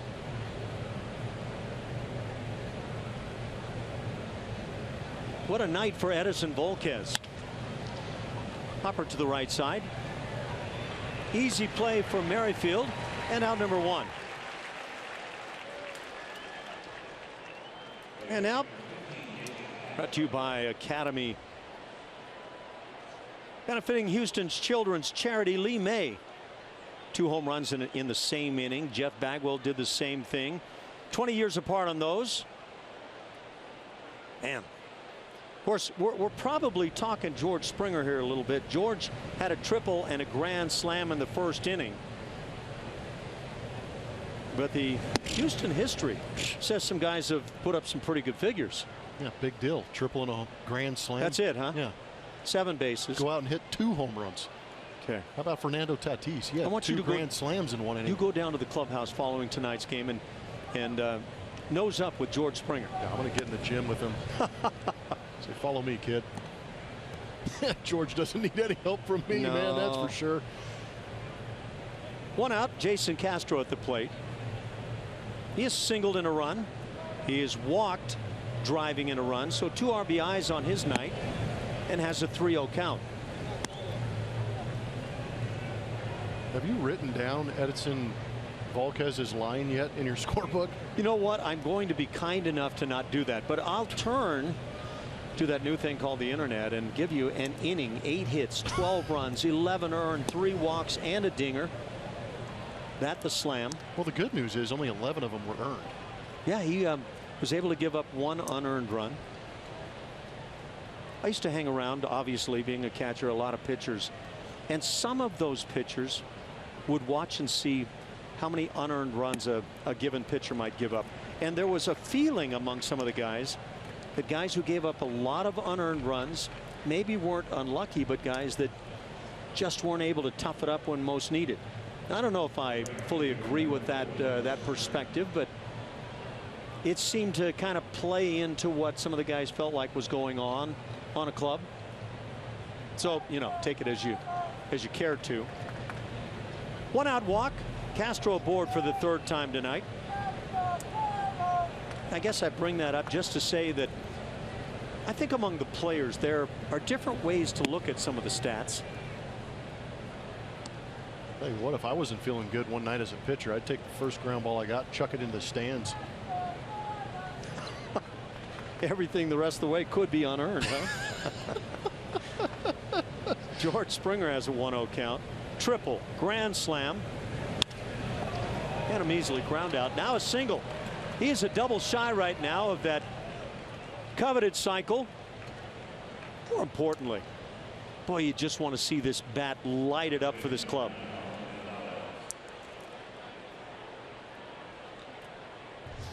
Let these kids go out there and have some fun. Tough pitch. It was a tough pitch. Good little slider down and away. George stayed on it, got out off the end of the bat, but the way he swings the bat here at Kauffman Stadium, you knew it was going to end up as a knock. 264 now, that batting average for George. 355 on base. Then you couple those numbers with 16 dingers, 45 RBIs. Now you can make it 46 right now for George. Hitting the air left center field. There's a lot of ground to cover to get to this ball. Lorenzo Cain can do that as he runs it down. So Marwin Gonzalez flies out to deep left center field. Marwin, by the way, He's really been driving the ball from the left side of the plate. I don't know if you got a chance to see that drive off of Tal's heel the wall the other day, but man. I did. That was a bomb that he hit the center field at Minute Maid. But this one right here kind of snuck a little bit deeper than Lorenzo Cain was anticipating.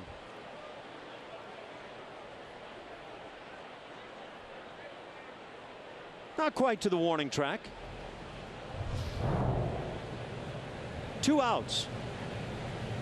2 runners aboard. A walk and a single. And now Jose Altuve.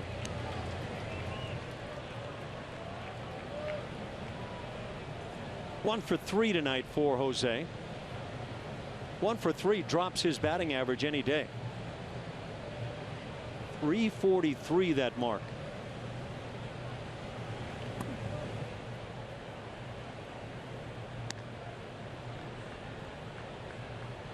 He's just simply become one of the game's great hitters.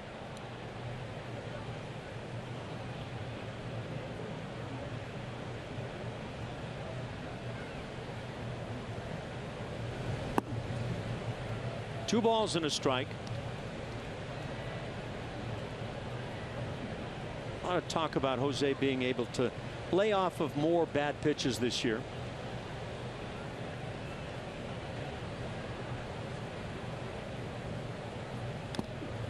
There's a big swing as he fouls it back. Well, he was a great hitter before, and he was a great hitter on bad balls. Now he shrinks that strike zone and gets more pitches in the zone, creating a great hitter into a better hitter. It's amazing to watch him year in, year out. You know, I've listened to the comments of A.J. Hinch, and they're carefully crafted because he doesn't say that Jose is no longer swinging at tough pitches. As he breaks his bat, hits it on the right side, they'll get the force at second, and that'll do it for the Astros in the inning. They leave a pair and lead it 12-1 over the KC Royals.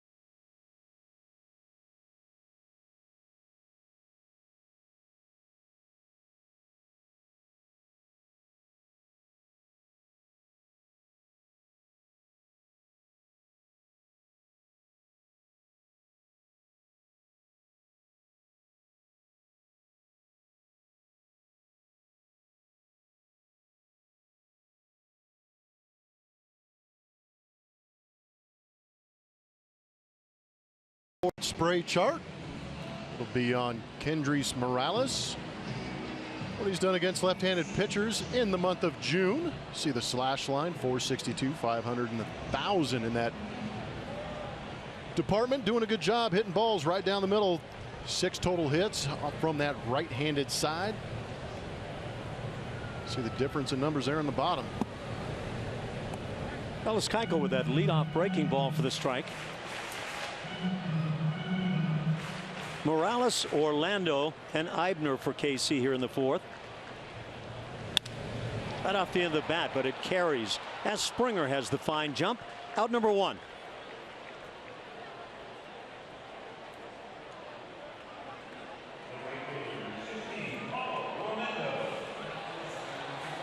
Some nice quick outs wouldn't hurt for Dallas tonight.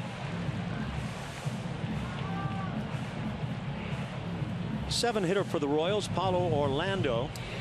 Tripled and scored in the second inning, the lone run for KC. And that batting average at .358 would tell you he's played very well.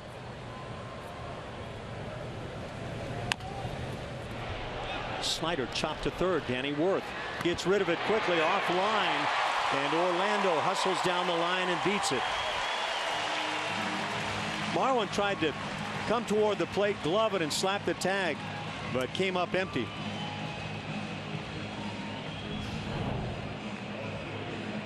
Talked about quick outs. That would have been a good one for Dallas Keuchel to get right there. Yes, sir.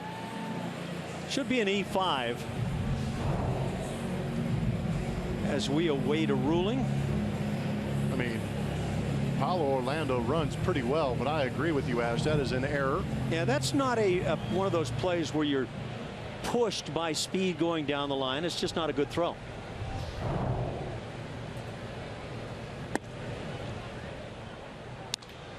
Did they award that a base hit? They did. Oh, man, come on. That should have been a Royal. Not that my speed would have made plays that close. Didn't matter, remember? Yeah, it's true. Line drive is dropping down the right field line and goes to the wall.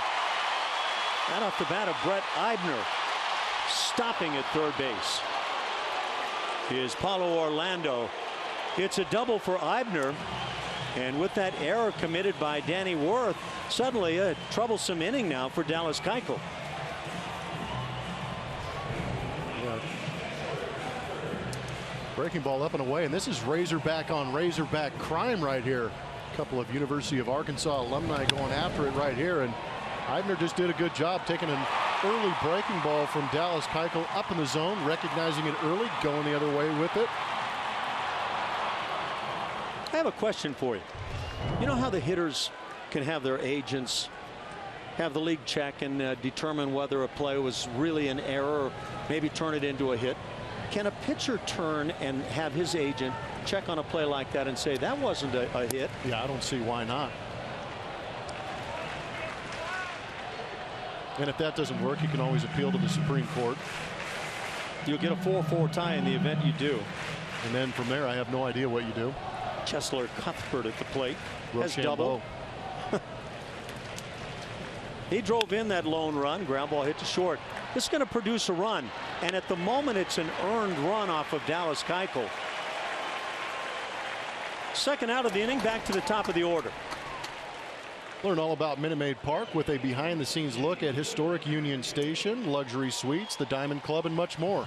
For more information, visit astros.com/tours or call 713-259-8996 to schedule your tour today.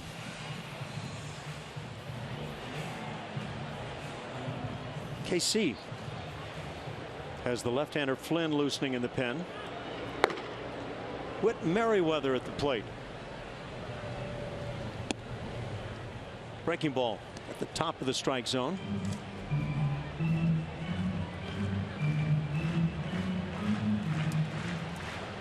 Brian Flynn would appear to be that next man due to come out of the pen for KC. Ground ball hit to short, 2 big hops as Correa makes the strong and accurate throw, and that'll do it. A run scores as the Royals put up a couple of hits and leave a man. Now 12-2, and I think that's a smile that says I don't believe it.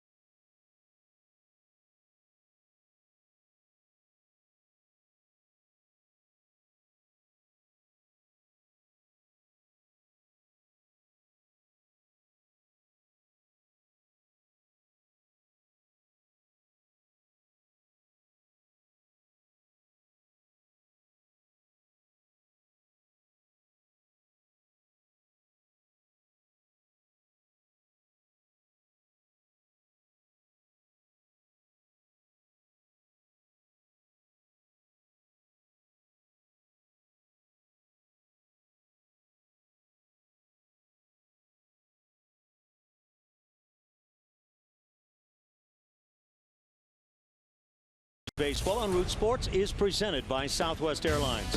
Transparency, low fares, nothing to hide. By Lexus, the new 2016 Lexus ES and ES Hybrid. It's next level luxury. And by Academy Sports and Outdoors, donating $100 for each Astros home run and $200 for each Correa dinger to Houston Children's Charity.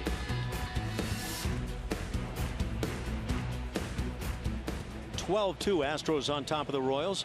To the 5th inning we go for KC. Pitcher number 3, 6'7". Left-hander Brian Flynn will come on.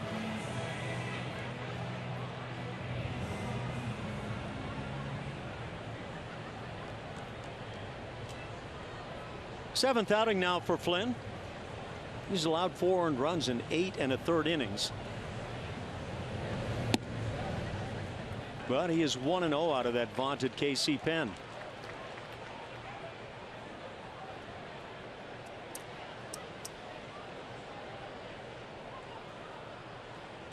Carlos Correa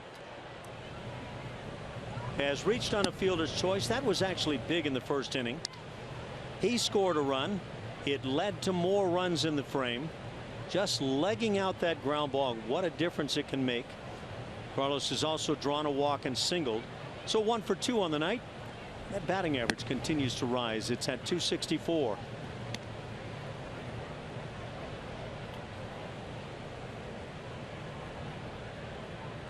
Brian Flynn, originally a 7th rounder back in 2011 for the Detroit Tigers. Ground ball hit to the third baseman. That's going to kick away as Cuthbert can't come up with it cleanly. So Correa reaches to start the 5th inning. And this no doubt will be an E5, but we will await. What does it say? Please hold. This ball just ate up. Cuthbert down there. You can see him get flat. Once the heels get on the ground, you see the back of the spikes hit the dirt. That's when you get on your heels and let that ball come to you. That's when it eats you alive.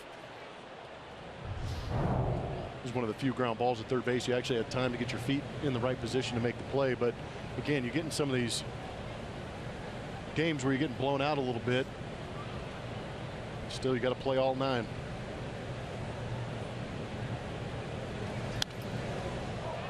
Certainly playing the first 4 innings. Colby Rasmus 3 for 3. A couple of line shot base hits and then a very intelligently placed ground ball through the left side. With those 3 hits, Colby now hitting .243.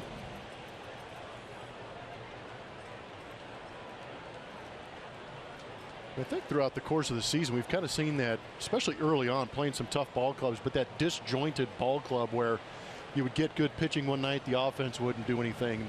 Next night you'd get great offense, the pitching would blow it up. So it's good to see these guys been on the same page here for a couple weeks now. Yeah, I felt like I don't know what the exact time frame was, but first month to month and a half, it felt like it never synced up. Yeah, seldom did anyway.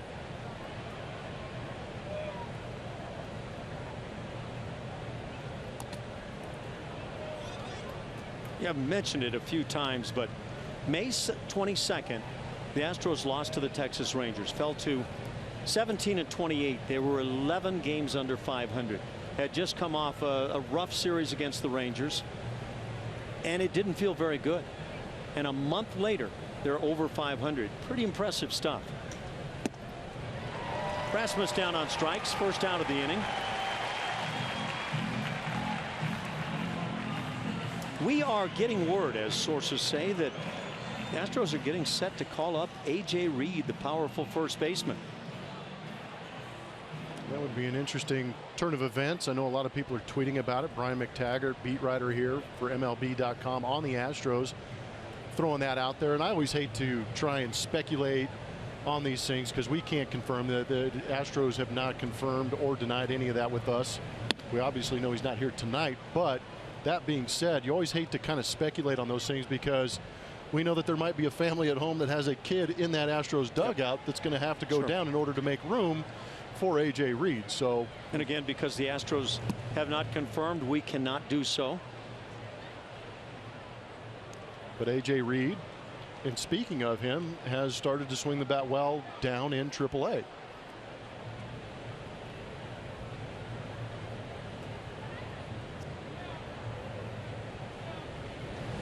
2-0 pitch hit sharply to short. Escobar into Merrifield and back to Hosmer, and the Royals turn the double play. First on the night. And that'll do it for the Astros in the 5th inning. They still lead it 12-2.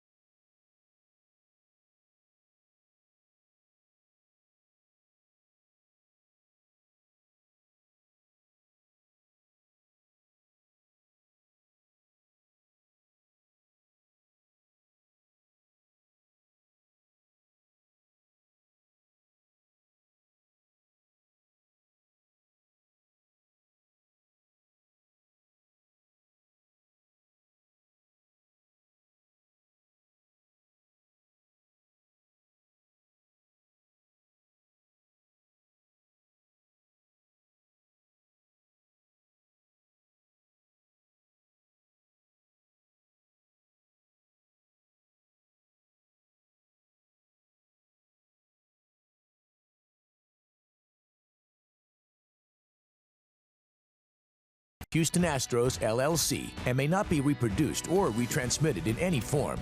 And the accounts and descriptions of this game may not be disseminated without the express written consent of Houston Astros, LLC.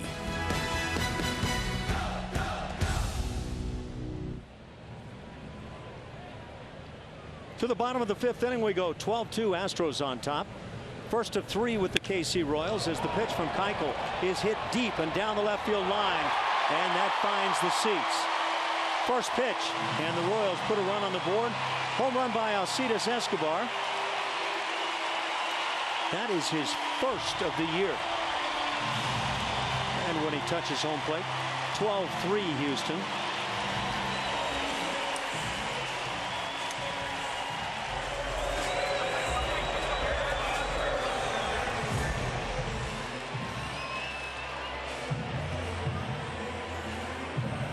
That was a hanging cutter up in the zone right into the barrel of Alcides Escobar. And you can see that location not likely where Dallas wanted it. Eric Hosmer putting together another fine year. Hitting .306. Has singled and grounded out sharply.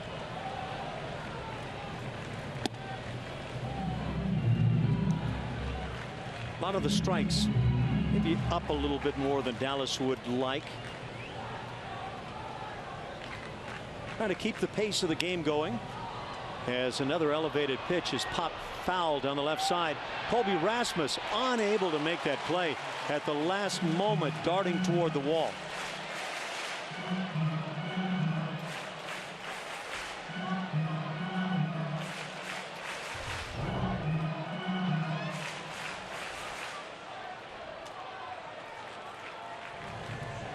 Tell you what, game 74, good play. Don't get hurt. ALDS, he's in the wall.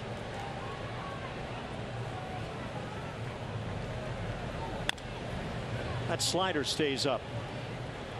Count stays at 1-2.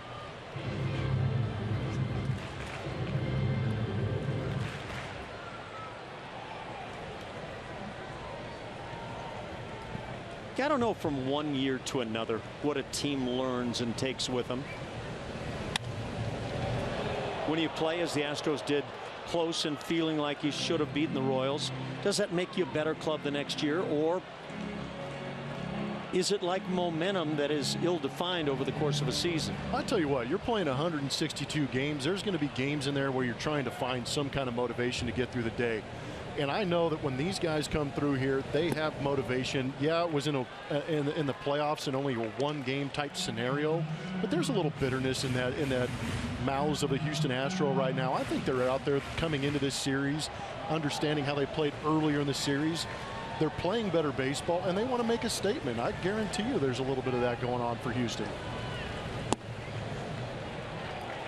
2-2 the count, nobody out. Make that 3-2. I'd be lying if I said I wasn't a little bit happy watching these guys, put a little bit of a whooping on these guys. They deserve it. They play good baseball against them. Breaking ball on the 3-2. Not great location, but just throwing that slider can be very strong. A.J. Reed, as we watch a little bit of what he's done this year at AAA. Well, we know he's got plenty of sock in that bat. This is what he did in spring training on the video, but you see those last 8 games in AAA really starting to do some things. And just the reports that you hear in talking to people, they keep saying some beautiful explanatory word that says special hitter, great hitter, knowledgeable hitter, but the thing at the end of that is hitter. He is a hitter, and I think he's going to have a great time up here when he gets here, if and when he gets here. Got off to a slow start this year. It was surprising to me. I had seen a little bit of A.J. Reed on the spring, but I saw one of the darndest spring at bats I've ever seen as he battled up. Can't remember right now who it was against, but big time pitcher. Max Scherzer, I believe it was. Yeah.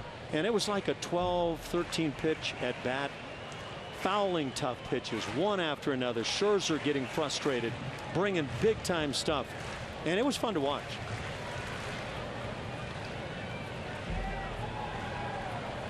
Two balls and a strike. Wow. Get into the Astros dugout rather quickly. It's tough to do. Here at Kauffman Stadium, those dugouts are basically behind your back. That's that angle of the bat thing, and if you get it in a particular angle and hit it on the bottom side, it can go in some crazy directions. Shallow into right field, long run for Springer, and gets there to make the play. Tough one as Jose Altuve was sprinting right on by. So a nice play by George Springer. It was a nice play by George Springer, but I think it was a better play by that guy right there getting out of the way. See that communication? We talk about the duo up the middle of Correa and Altuve being around for a while. How about this combination between second baseman and right fielder and Altuve and George Springer? This is knowledge right here. This is experience playing with each other. Okay, you're that longtime infielder. What is said between the two guys? I'm 5'6". You're 6'4". I don't buy that scenario at all. You take it. Well, not in our case. So you're going to take the part of Jose Altuve. Yes, I'm going to tell you right now that Altuve is like, I understand you're a very good athlete, and if it comes to a situation where I've got to choose between life and death or a catch, I'm going to let you go for the catch. So here's where I was going. Does the infielder say anything on that ball, or is it all Springer coming Springer's in? yelling at him. Yeah, I guarantee you. Yeah, Springer's yelling at him. So you would not hear an Altuve say, "You got it, you got it." No, because that confuses the situation. Yep. You want to hear one guy call for it, the other guy keeps his mouth shut and gets the heck out of the way.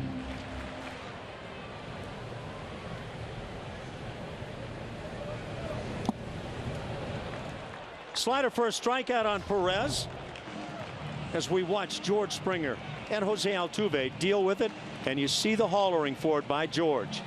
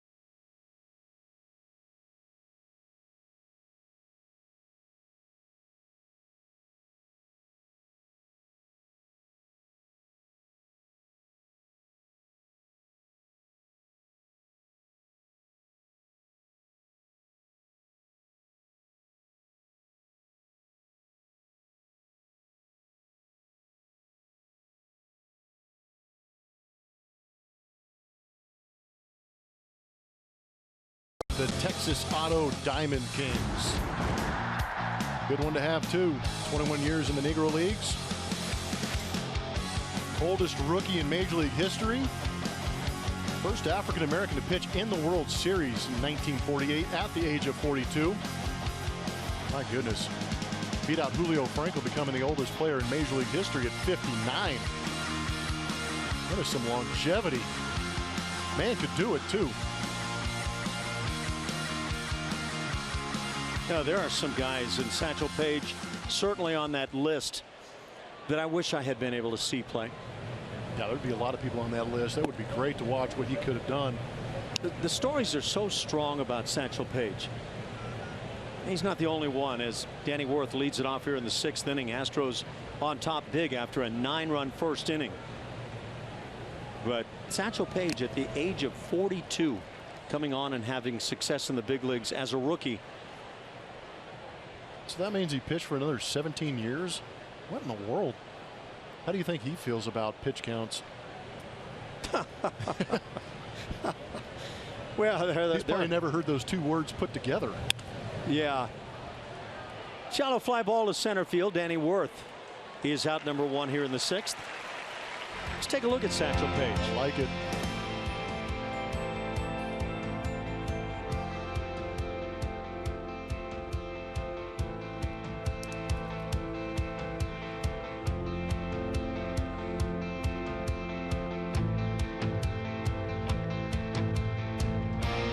Kind of makes you wonder what the body endured to pitch and play that long.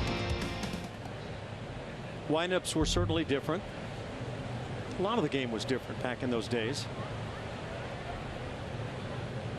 I'd love to see radar gun readings on some of the pitchers back then. What did it look like compared to today?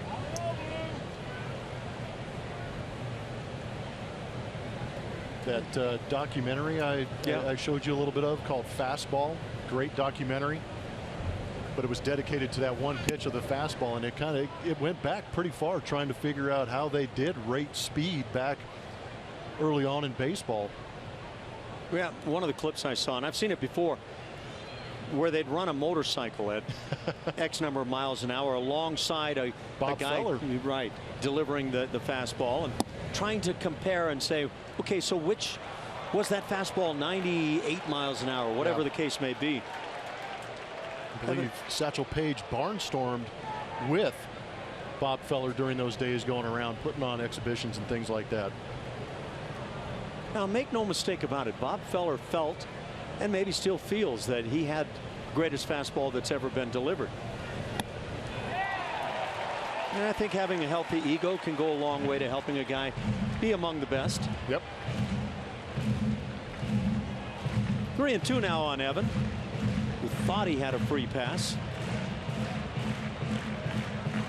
Evan reached on that error back in the first inning committed by Escobar. Has also singled and driven in a run.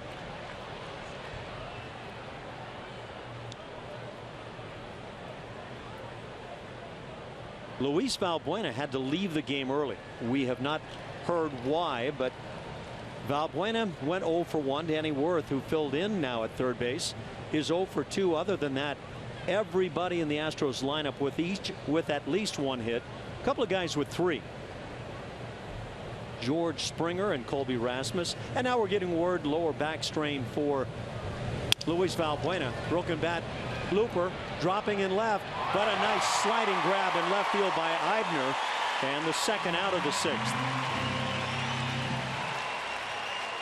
It was a roller coaster of an AB for Oso Blanco.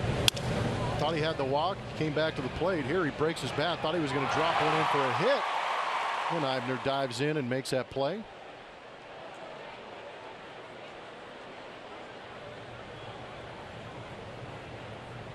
Love the Super Mo. 9-hitter Jason Castro. They have not been able to get him tonight. Singled in a run in the first inning, walked in a run in the second, and has drawn another walk for good measure. So 1 for 1 on the night. Batting average up to 214. The RBIs now give Castro 20 on the year.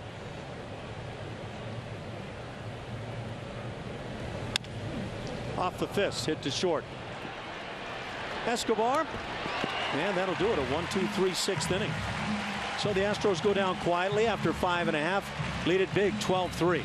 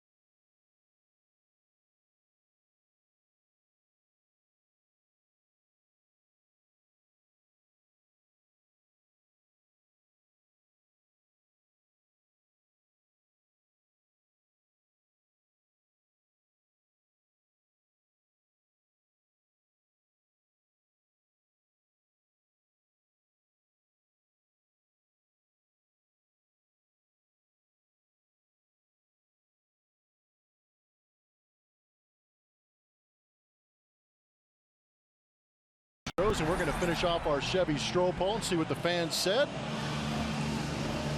Other than the Rangers, who do you enjoy beating the most?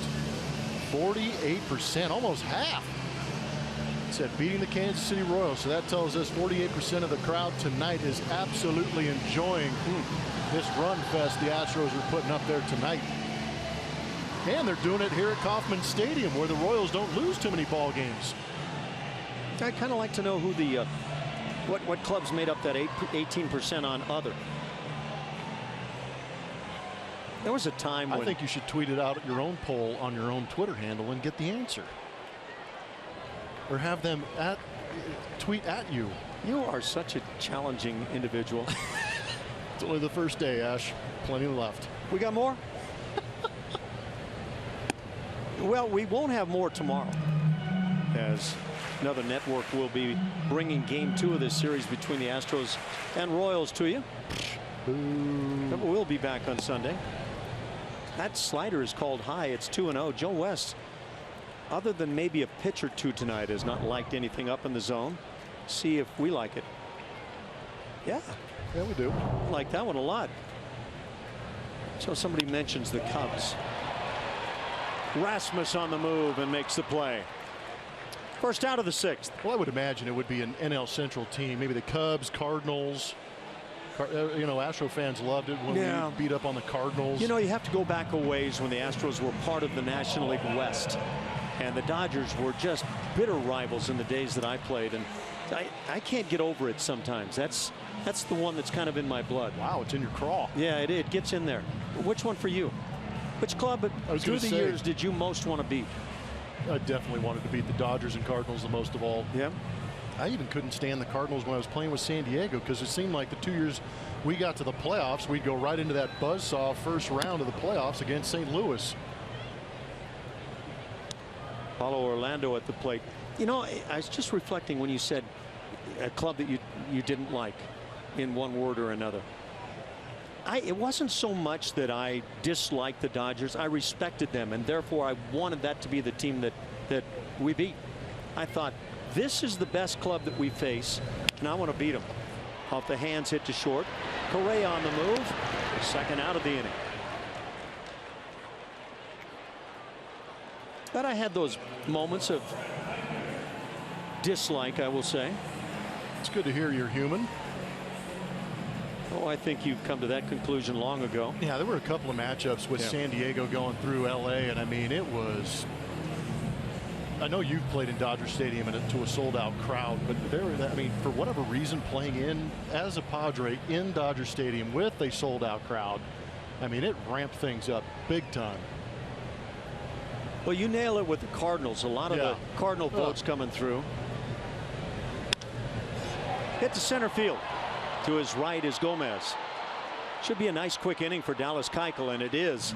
1-2-3 in the 6th. Through 6. 12-3. Astros lead it.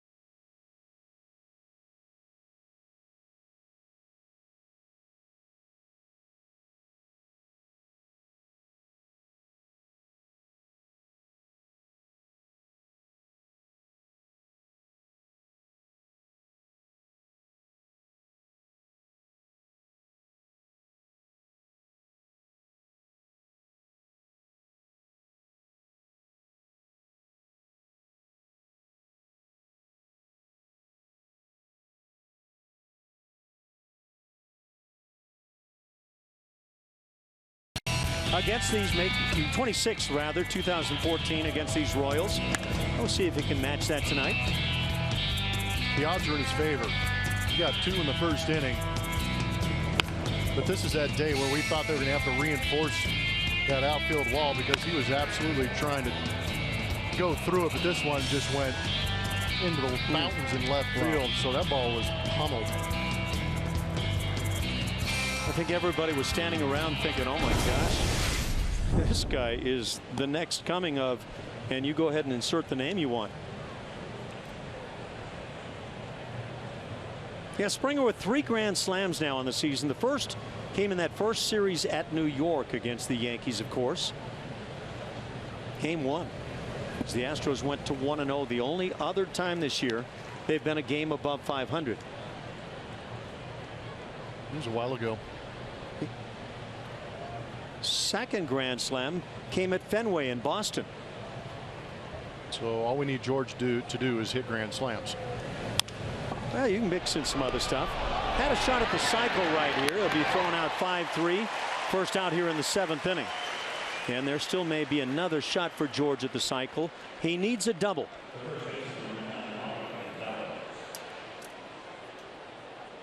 I don't think hitting accomplishments are as taboo as no-hitters, because I guarantee you guys in that dugout are going, just one more double, Georgie, come on, kid. I always felt that hitters were a little more open about talking about accomplishments during games than pitchers are. Oh yeah, you don't talk to a pitcher, you don't sit down and start having a conversation at all when a pitcher's got a no-hitter running along. Line shot, but at short. Escobar makes the play. Bill Marwin hits it on the money. Nothing to show for it. It's another reason I didn't want to be a catcher. You'd have to converse with them. No, I love no-hitters because you didn't. You encouraged it. You're like, please get a no-hitter today. I don't feel like talking to him. You don't want to talk to me? Fine, I can make that work. As long as you don't shake me off, right? That's right. Yeah. You know who was great at that was Mike Scott. He came to the conclusion early on that we had it clicking together, and he lived by it. Kicks off the glove at second base.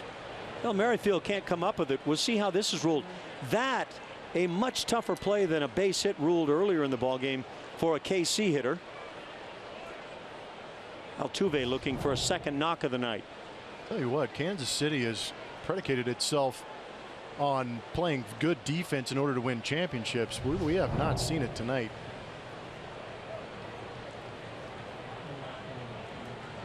And there'll be a pinch runner for Jose Altuve as Tony Kemp will take over. It is an E4. So Altuve does not get that second hit of the night. Hey, what's your thought? That's ridiculous. You're the infielder. Yeah, I'm an infielder. Granted, I thought the ball should have been caught, but there's no guarantee with the way Altuve runs that you throw him out at first. Amen. Kidding me? And that's not even close to the base hit awarded on the ground ball hit to Danny Wirth earlier in the game. Yeah, I would assume that the MLB office is going to get some emails here pretty soon. With 2 outs, man aboard, Carlos Correa at the plate. It takes a strike. You know what else could happen that I've seen before is that they'll give it an error early. If the run scores, then it's unearned. But if that run does not score, they will change it after the inning to a hit. That's very true commentary from years ago. I don't see it as much anymore in the game. I don't know. Maybe you've seen it otherwise. Watch Altuve go down the line. Yeah, he understands this is going to be a tough play for the second baseman, but as soon as he sees the ball get past him, he shuts it down. But Tony Kemp, that runner down at first base. Well, I'm with you all the way. I don't like seeing scoring like that. Correa offers on the high heat. Down on strikes. That'll do it for the Astros in the 7th as the game starts to move along. 12-3 Houston.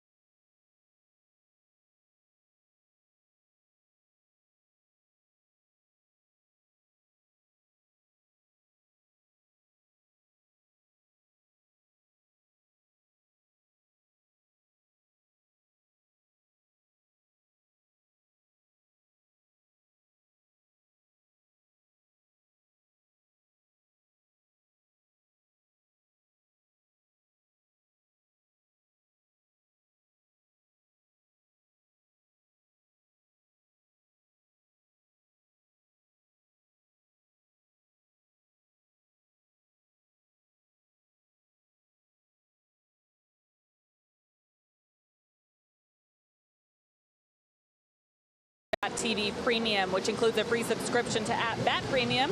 Blackout and other restrictions apply. Visit MLB.tv for details. Welcome back to Kansas City, and when you're in KC, you must take part in getting some good barbecue, right? That's what we do. Well, you can actually get some right here in the ballpark. You have to go all the way in right field, and believe me, I made the trek out here. And when I got out here, they were out of burnt ends, but I waited a good 15 minutes to get the hot ones, and I'm about to crush some Kansas City barbecue. Guys. Press on, Julia. By the way, I just want to mention as Julia hands it to us, I hope you fans at home got a chance to listen to Julia Morales on the 3-game series with the Angels, manning the desk or womaning the desk as you might have it. What a great job Julia did, and we just want to congratulate her and say way to go, Julia. That was fun. Thanks, Ash. Very sweet of you to say. Now, Is really, that because you want burn-ins, or? Yeah, you know what? I always have a way of trying to get what I want, Julia. So I had a feeling. I hope to see you soon. But you go ahead and enjoy that stuff, and don't think a bit about us. 1-1 the count, bottom of the 7th inning. Dallas Keuchel. It's pitched very well tonight. And I think there's been 1 run charged earned against him tonight that we saw Dallas with a just not believing it smile on his face as he headed toward the dugout. And I would have to agree entirely. There are your burn ends. Julia, we've got barbecue coming tomorrow as well. We do? I believe so. Am I invited to the BBQ party that you guys are having? Absolutely. Are you kidding? No. Well, wait a minute. You're the centerpiece, Julia. You know that. I'll eat barbecue all 3 meals of the day. I'm down. Okay, we'll have a challenge for you at some point. Wow. For the Royals, 9-1-2. Chesler Cuthbert leads it off here. Hits it deep down the left field side at the pole, and that gets out of here.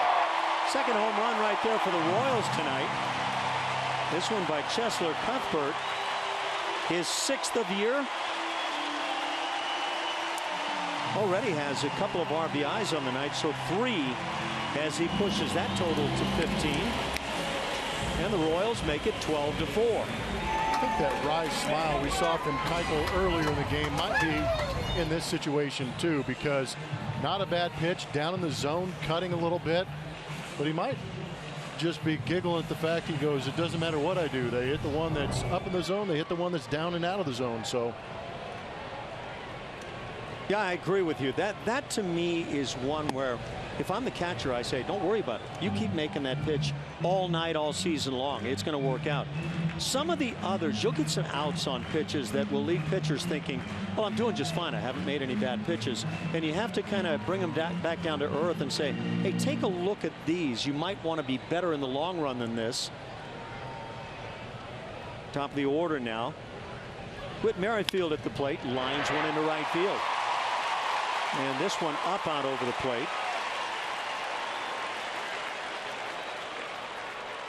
I used to really have a hard time listening to pitchers in their post-game interviews saying, well, I only made 1 bad pitch tonight. And having watched it from the other perspective beyond the plate and cringing on about 15 pitches right down the middle, you know, you realize that there are nights when you're fortunate, others where you're not.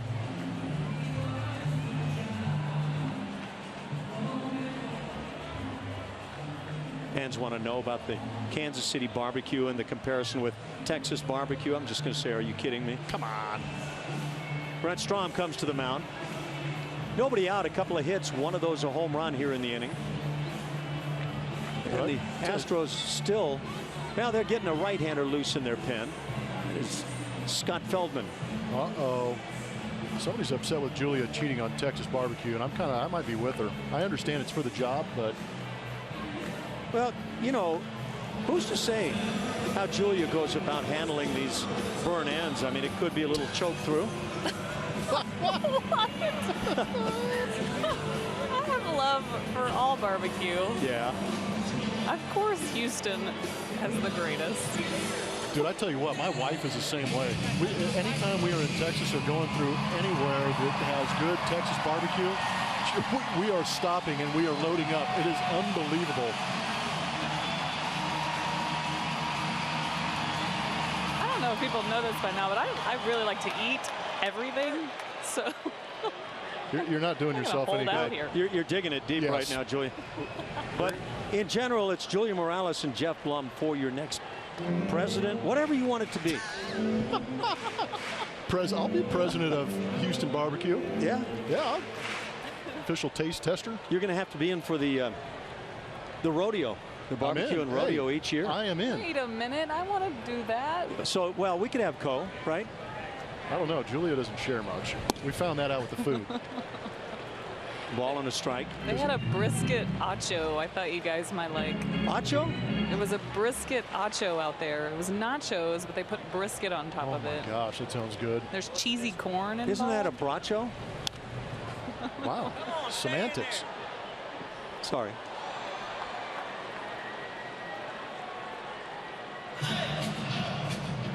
We're in the 7th inning. Still 12-4. Well, I'll bet you Dallas is just burning over that 4 spot on the board for the Royals.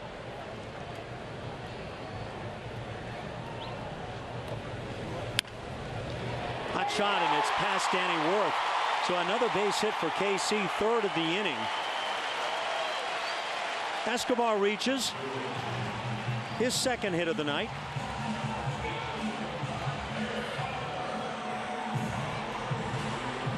And now how far can Dallas Keuchel go?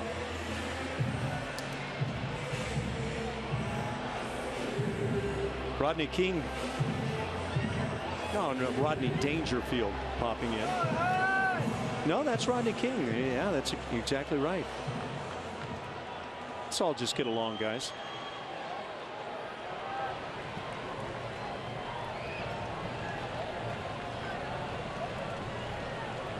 Still nobody out. Tough man at the plate in Eric Hosmer.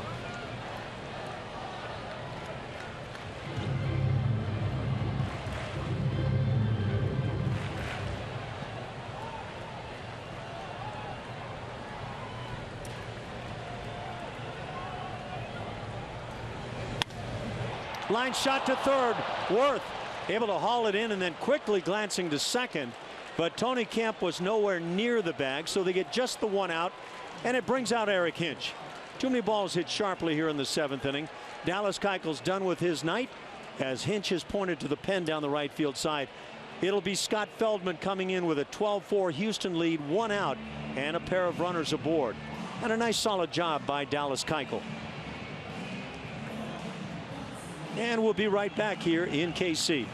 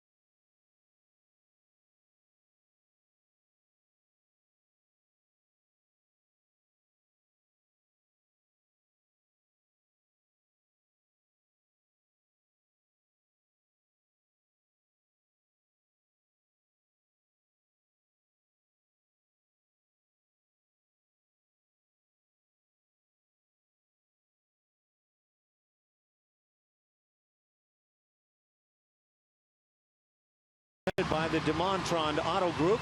As you look, one of the great sights from Kansas City's Kauffman Stadium. Numbers on the night: Dallas Keuchel 6 1/3 innings.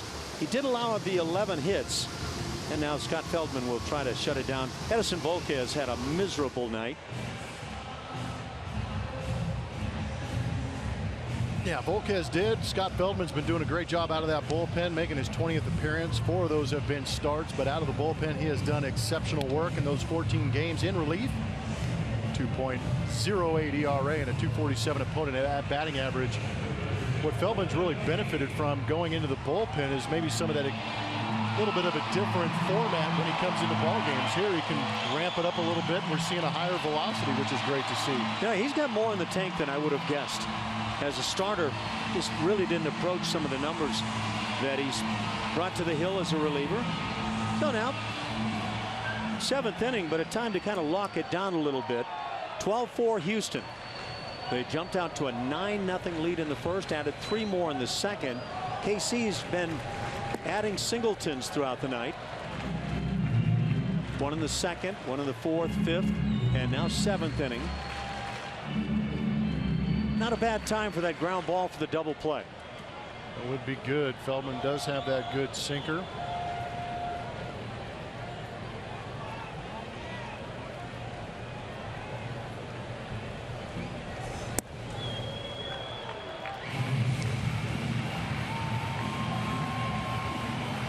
Feldman falls behind 2-0.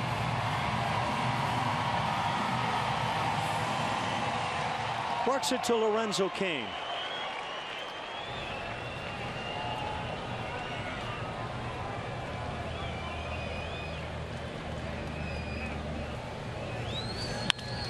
Ground ball to short. Correa on to Kemp. And back to first. Marwin able to haul it in. A little bit of a high throw. The Astros turned their second double play of the night. And Scott Feldman comes in and gets it done. 12-4 Houston.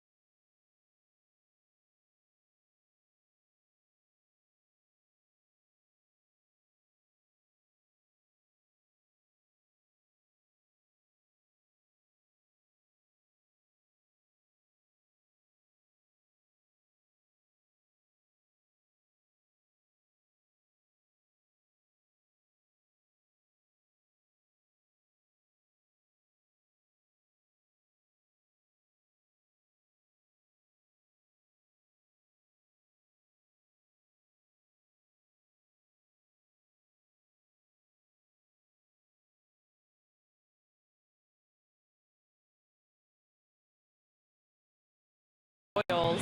It's time to play Name That Astro, brought to you by your local Honda dealer. It's been a while since I've been able to play this. All right, here are your clues. We want to hear your best guesses by tweeting at us. Electricity is the key. 23rd round pick by Houston. Time of game, not a problem. I know the answer. Did you cheat? Nope. Everybody else in the world knows the answer too. That's a good one, but I guarantee you they know it. Are you going to tell the story later? I'll do the best I can. I don't know. You really need that guy to tell the story because it is some kind of special. To the 8th inning we go as Colby Rasmus leads it off. 3 for 4 hits in his first 3 at bats. Crucial back in the first and second innings.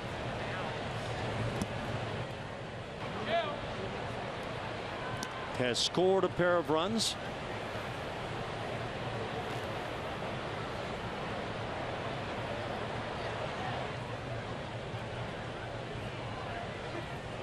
Three hits for George Springer, 3 for Colby Rasmus. And Colby drives one deep to right. To the fountain it goes. Colby Rasmus goes yard. And the Astros put their first run on the board since the second inning and now stretch that lead to 13-4. For Colby Rasmus. Quite a night. 4 hits, now 10 dingers for Colby.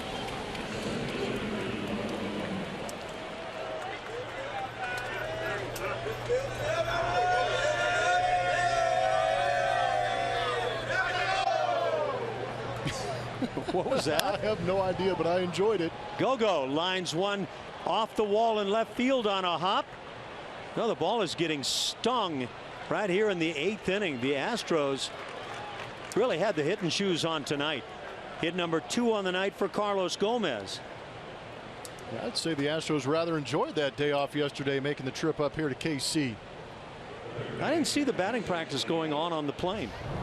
Tell you what, they brought the swing sauce with them tonight. Man.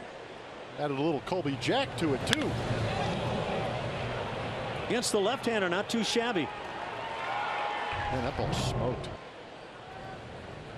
So Colby now in double digits in long balls.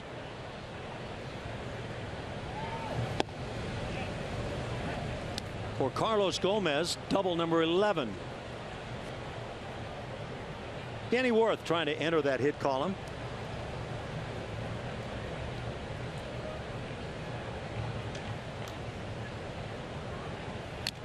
Tony Kemp has yet to have a plate appearance tonight, but watch his fastball to Colby.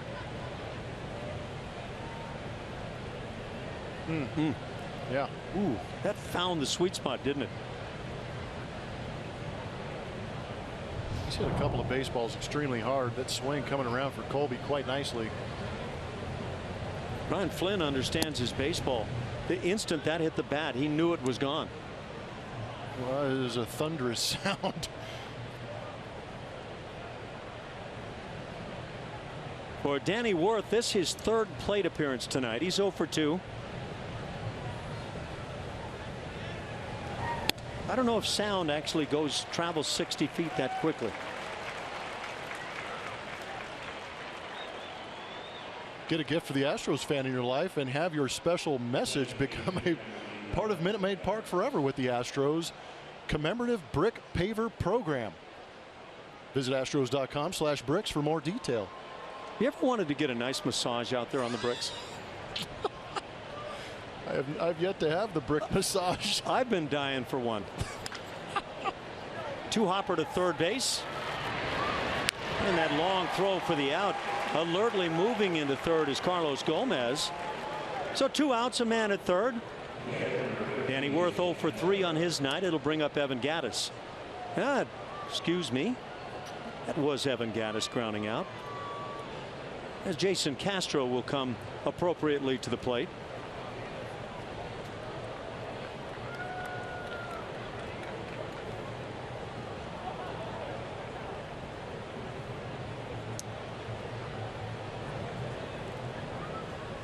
And Jason's had a nice night. A single that drove in a run. He scored a run. He's walked a pair of times. Picked up 2 RBIs on the night, walking with the bases loaded. Came in that 3-run second inning. It's really nice when you can add a 3 spot after the big 9-run inning.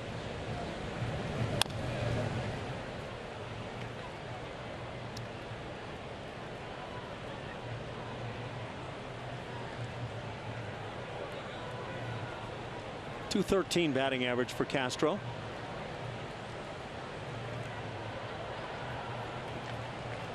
Keuchel and Feldman on the hill for the Astros. It's been Volquez, G, and Flynn for the Royals. 5th meeting on the year between the two clubs. Royals took 3 of the first 4 after the Astros won that first meeting between the clubs. I don't know what A.J. Hinch would think. Every game's important. Would A.J. be inclined to say tonight's game is more important than the games over the last couple of weeks leading to tonight's game? I don't think on a whole, no. But in talking to A.J. as often as we do, I think he's got a real handle on the psychology of a ball club. So I think if you ask him how much did this mean to your team as far as a mentality or a confidence wise, I'm sure he would say it rates quite high. Yeah, A.J.'s really he's a very bright guy, number one. Guy that gets along with the players well and understands because he has been in the front office. Castro down on strikes. Colby Rasmus launches one here in the 8th, extending that lead to 13-4.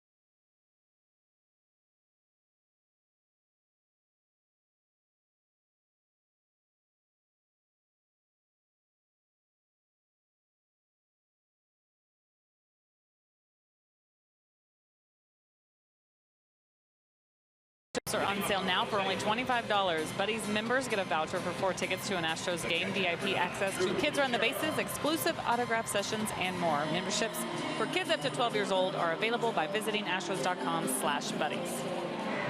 Okay, it's time to name that Astro. It's brought to you by your local Honda dealer. Blummer thinks this is way too easy. Apparently. Way too easy. These are the clues. Who am I? What is the electricity story, Blummer? Rumor has it that when Roy was in high school, he's having some elbow issues, wasn't feeling too good, and was out in the front yard working on a pickup truck one day, reached in. I'm not sure what part of the truck he grabbed, but for whatever reason, it was hot as far as electricity running through it. He gets a good grip on it and gives him a good jolt and drops him about 5 feet away from the truck. Roy pops up, figures out he's okay, goes to school later that day, starts throwing. Arm is perfectly fine. Everything's good, yeah. Never had an elbow injury since or something like that. So like he got kicked by an angry donkey at the time, yeah. Yeah, that was the key to the turnaround in his baseball advancement. Danny Wirth without number 1. That was Drew Butera, the pinch hitter. Scott Feldman came on and got a big double play to end the 7th. A couple of runners aboard at the time, 1 out. And I will say, Lorenzo Cain, rather disappointing watching him jog it down the line and get doubled up on that ground ball. That was the first thing I noticed is him out of the box. He could care less about trying to beat out that double play. I'm not sure why he was taken out of the game, because he does play a lot of baseball. This game is a little out of hand, and maybe give him the time off, but just kind of interesting. He comes out of the game after absolutely loafing it down to first. How challenging is that for a teammate that is upset, rightly so? And do you go and say something to your teammate? Do you leave it to the coaching staff, the skipper? I leave it to the skipper, because I mean, 25 guys in that clubhouse, you got to stick together and bond. I mean, he knows that he's got to face all 24 other guys, knowing that he didn't give it max effort. I just hope it doesn't have to come to somebody actually saying something to him. That's one thing as a ball player you should know better, or any athlete for that matter. I think it's a shame when any player puts that spot on somebody else on the club. Yeah, I mean, and we've played and we've been mad and we've hit ground balls for double plays. We've played in blowouts. And I mean, I'm sure I've loafed, but I don't think I ever blatantly just completely shut it down. I would say first. Define loaf, though. I would give it a strong 75%, but I don't think I've gone much lower. 1-out walk issued to Kendrys Morales. He's aboard as right fielder Paulo Orlando will stand in. Take a look at that play. I mean, that's just shut down out of the box, and then now. And here's another scenario. Hopefully I'm not saying hopefully, but maybe he forgot how many outs were there and thought that was the 3rd out on the ground ball, as opposed to having to turn 2. I don't know. Well, I know you would feel the same way, but as a teammate, I'm not okay with that. What would Enos Cabell say? He was the guy that I played with that best represented the right way. And you'd hear from Enos Cabell, and it wouldn't delay. It would come right then.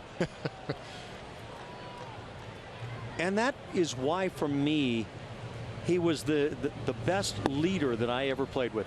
Any team that I played on, Enos Cabell was the best. That's a big statement, and I'm sure Enos is proud of you saying that. I mean, that's in that clubhouse world of sports, that's a pretty good honor. Yep. And it goes a lot of times where nobody says a word. That veteran guy, Lorenzo Cain's been a big star for the Royals. And it's hard. It's hard to go tell that guy that is making a lot more money than you, that is getting a lot more ink than you'll ever dream of getting, and tell him, better start playing the game right. And it's tough, too. I mean, 162 games is an absolute grind. I mean, if you're playing a full season, that's a good 650 to 700 opportunities. Off the end of the bat, pop fly into shallow right. Kemp is back. He'll back into it to make the play. Second out of the inning. There we go. There's Enos. You know what? And he was a heck of a player on top of that. I think you'll find one year where Enos had 198 hits maybe.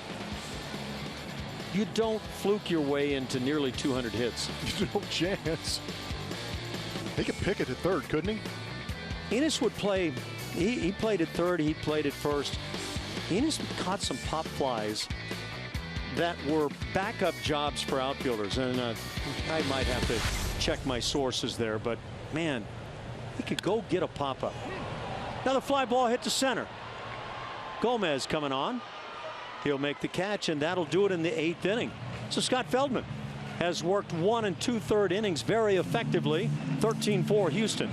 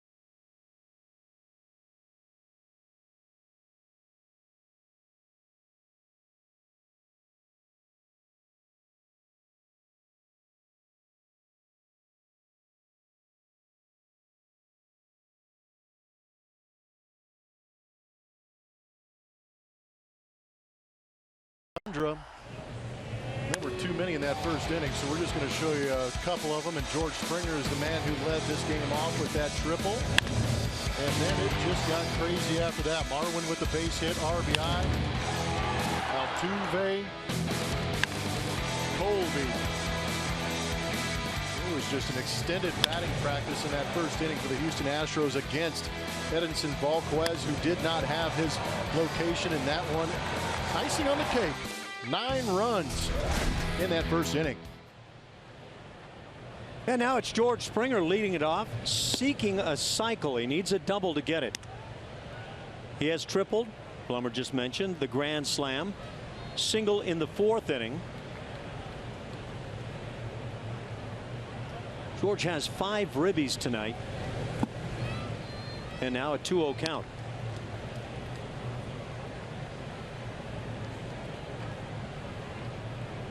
Who's the last Astro to pick up the cycle?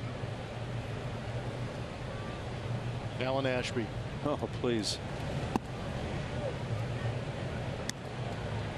I think Julia's going for the barbecue cycle. And that really stirred up a hornet's nest. There we go. Some Root fans. 3-1. Is that rubbing it in if you take the hack, the big one on a 3-0? Nope. Yeah, they know it. These kids are setting a very good example. If you want to get on TV, especially a Root Sports telecast, it's a very good example. How come they didn't pitch to George? Yeah, one kid's wearing Carlos Gomez's old goggles. I'm disappointed to see the walk here leading off in the 9th. Me too, man. Good job, kids. There you go. Show off the Altuve jersey. You got any Springer haircuts in there? Oh man, wouldn't that be nice? Tell you what, they better be here tomorrow because they set the bar a little high with 13 runs they brought with them.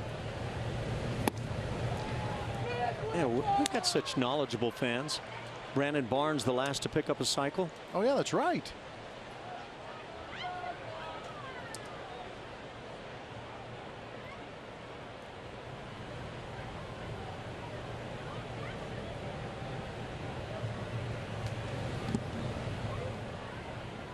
Marwin's hitting a little tough luck tonight. Had a hit driving in a run in the first inning.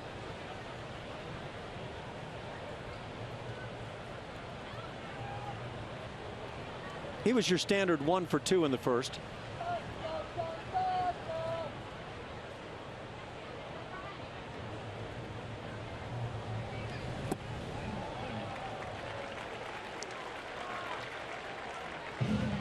I think if you go 1 for 2 in the first inning, it's likely that you win the game. I wonder what the stats are on that one. We've got stats for everything else. Well, you know what? You just said it live on air, so there's somebody out there with a computer in front of them who's going to Somebody will start checking figure that one out. Yeah. Make sure you tweet Ash at that. You love that, don't you?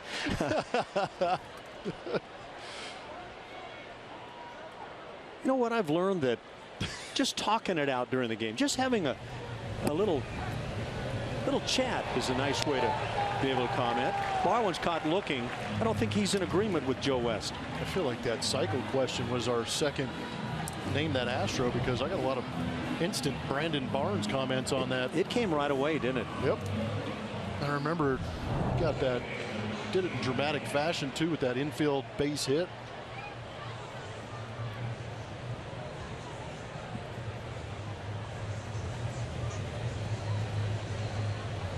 Tony Kemp, first plate appearance of the night, came on as a pinch runner in the 7th inning, taking over for Jose Altuve, who extended his hit streak to 6 games tonight.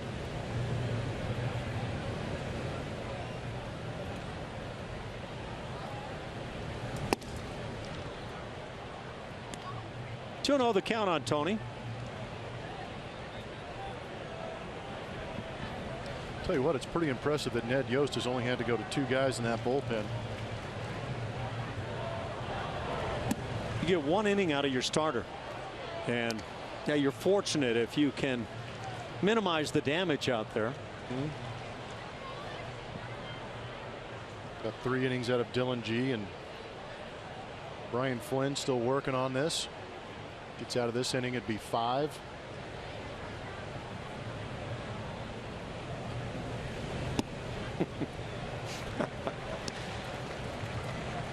Saw some intriguing comments on Luke Scott, who was the previous Astro to Brandon Barnes to have the cycle.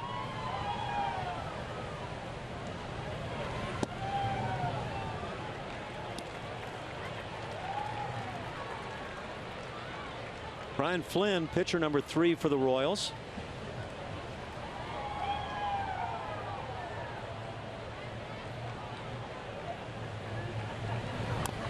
Has any other club around the major leagues this year scored 9 runs in the first inning? That's a question that we've just seen come our way. AJ Hinch is thinking it over. You always go to your bench coach first when you want the answer. Trey Hillman.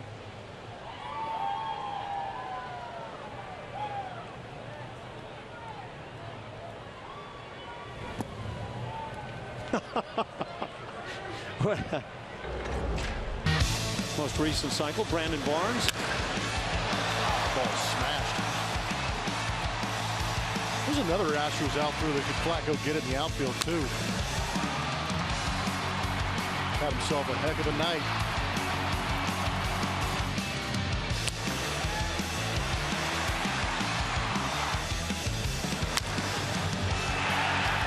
Didn't he have 5 hits that night? Might have. Might have been that 5th hit I was thinking about when he nubbed it. Carlos Correa puts it in the air to center field. And the second out as Springer stays at second.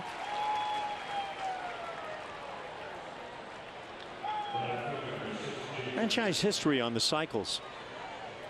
You know what's interesting? That Bob Watson, I read a stat on him the other day that said he was one of, I think now 4 guys that have hit the cycle in both the American League and the National League. You know, Bob Watson, I'll just say it delicately, was not a track star. So for him to get that triple for the cycle, that's a big thing. But he could drive the baseball with anybody. Jake Marisnick is now the pinch hitter, taking over for Colby Rasmus. And Colby had himself a night. 4 hits, 3 singles. The long home run. Added run number 13. It came in the 8th inning. Ground ball hit to short. Long play to first. Maybe not the easiest play presented, but they get the out on Marisnick. That'll do it in the 9th inning. Astros leave a pair. We go to the bottom of the 9th. 13-4 Houston.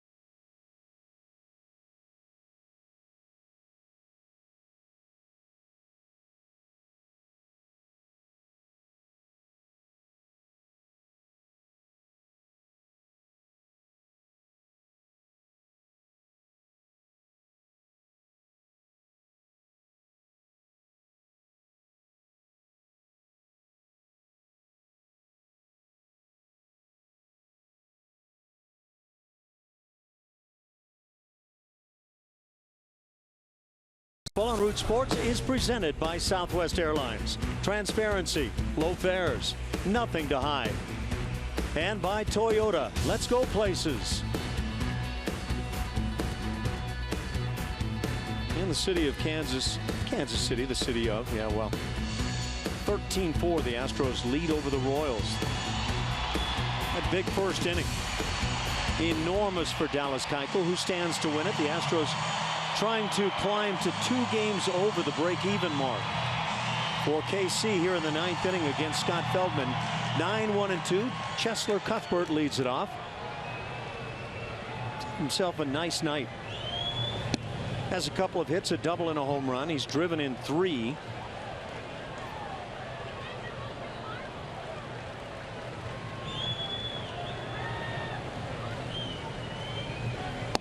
You know what, Blummer? We got the definitive answer. Question went out. To what? About major league teams, when a batter for them goes 1 for 2 in the first inning, what is their record? And we are informed that those clubs are 311-2 when a batter goes 1 for 2 in that first inning. So you're saying there's a chance. That's all I'm looking for. Are you buying those numbers? I don't know. They're too big. You have to triple check that authenticated data. Scott Feldman has a 2-2 count, has pitched well, coming on in relief of Dallas Keuchel.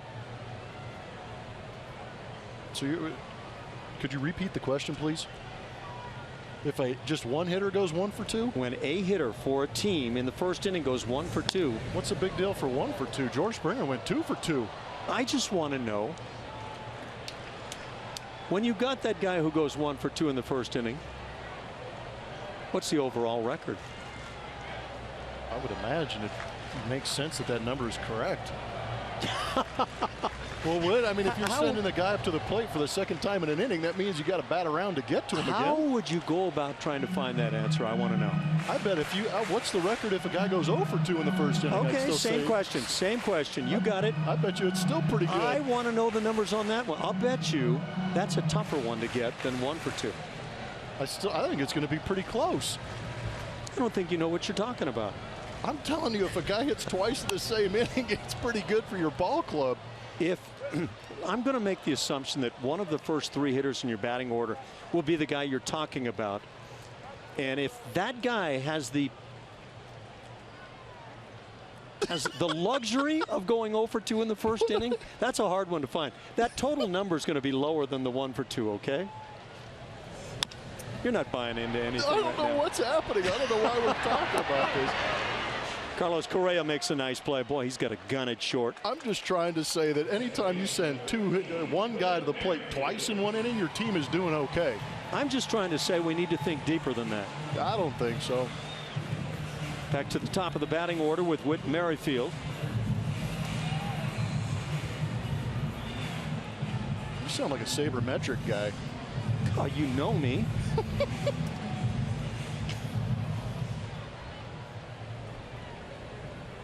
Merrifield in that top spot has reached 3 times tonight. A couple of hits and a walk. Looking at the new second baseman for the Kansas City Royals.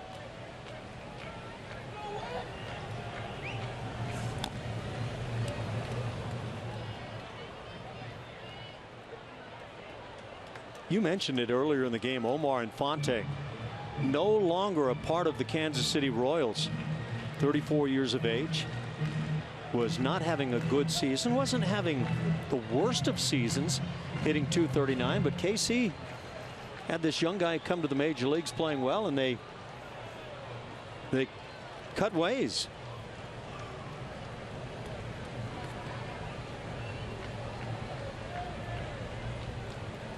And I will say Omar Infante has some money remaining.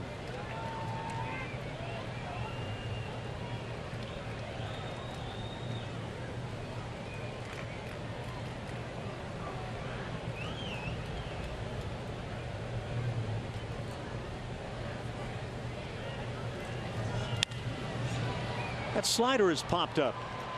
Kemp called off by George Springer. 2 outs here in the 9th inning. The Astros an out away from picking up game 1 against the Royals. Tomorrow it'll be Mike Fiers against Chris Young. Again, we will not be a part of that broadcast. We'll be back with you on Sunday as Doug Fister goes up against Ian Kennedy.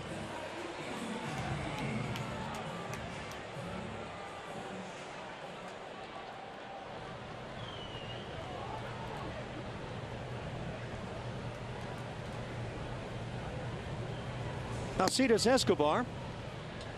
Make that Christian Colon now batting for the Royals.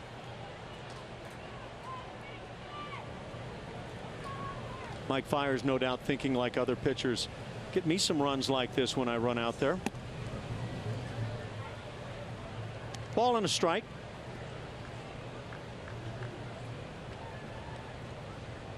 How many times in your years playing the game did you hear one pitcher say to another, you get all the runs? 648. See, you're that sabermetrics guy too. I just have a really good memory. You were anticipating, I think, is the reality. Yes. See, you guys get all the runs. I don't get any. Ground ball back up the middle. It's Correa. And that'll do it. A 1-2-3 9th inning. And a very fine job by Scott Feldman as he locks this thing down for Dallas Keuchel. The Astros come into Kansas City and win it 13-4 as they put 9 runs on the board in the first inning, 12 over the first 2. Get solid work out of the pitching. Dallas Keuchel able to extend things now for the club. And you got a team that is playing good winning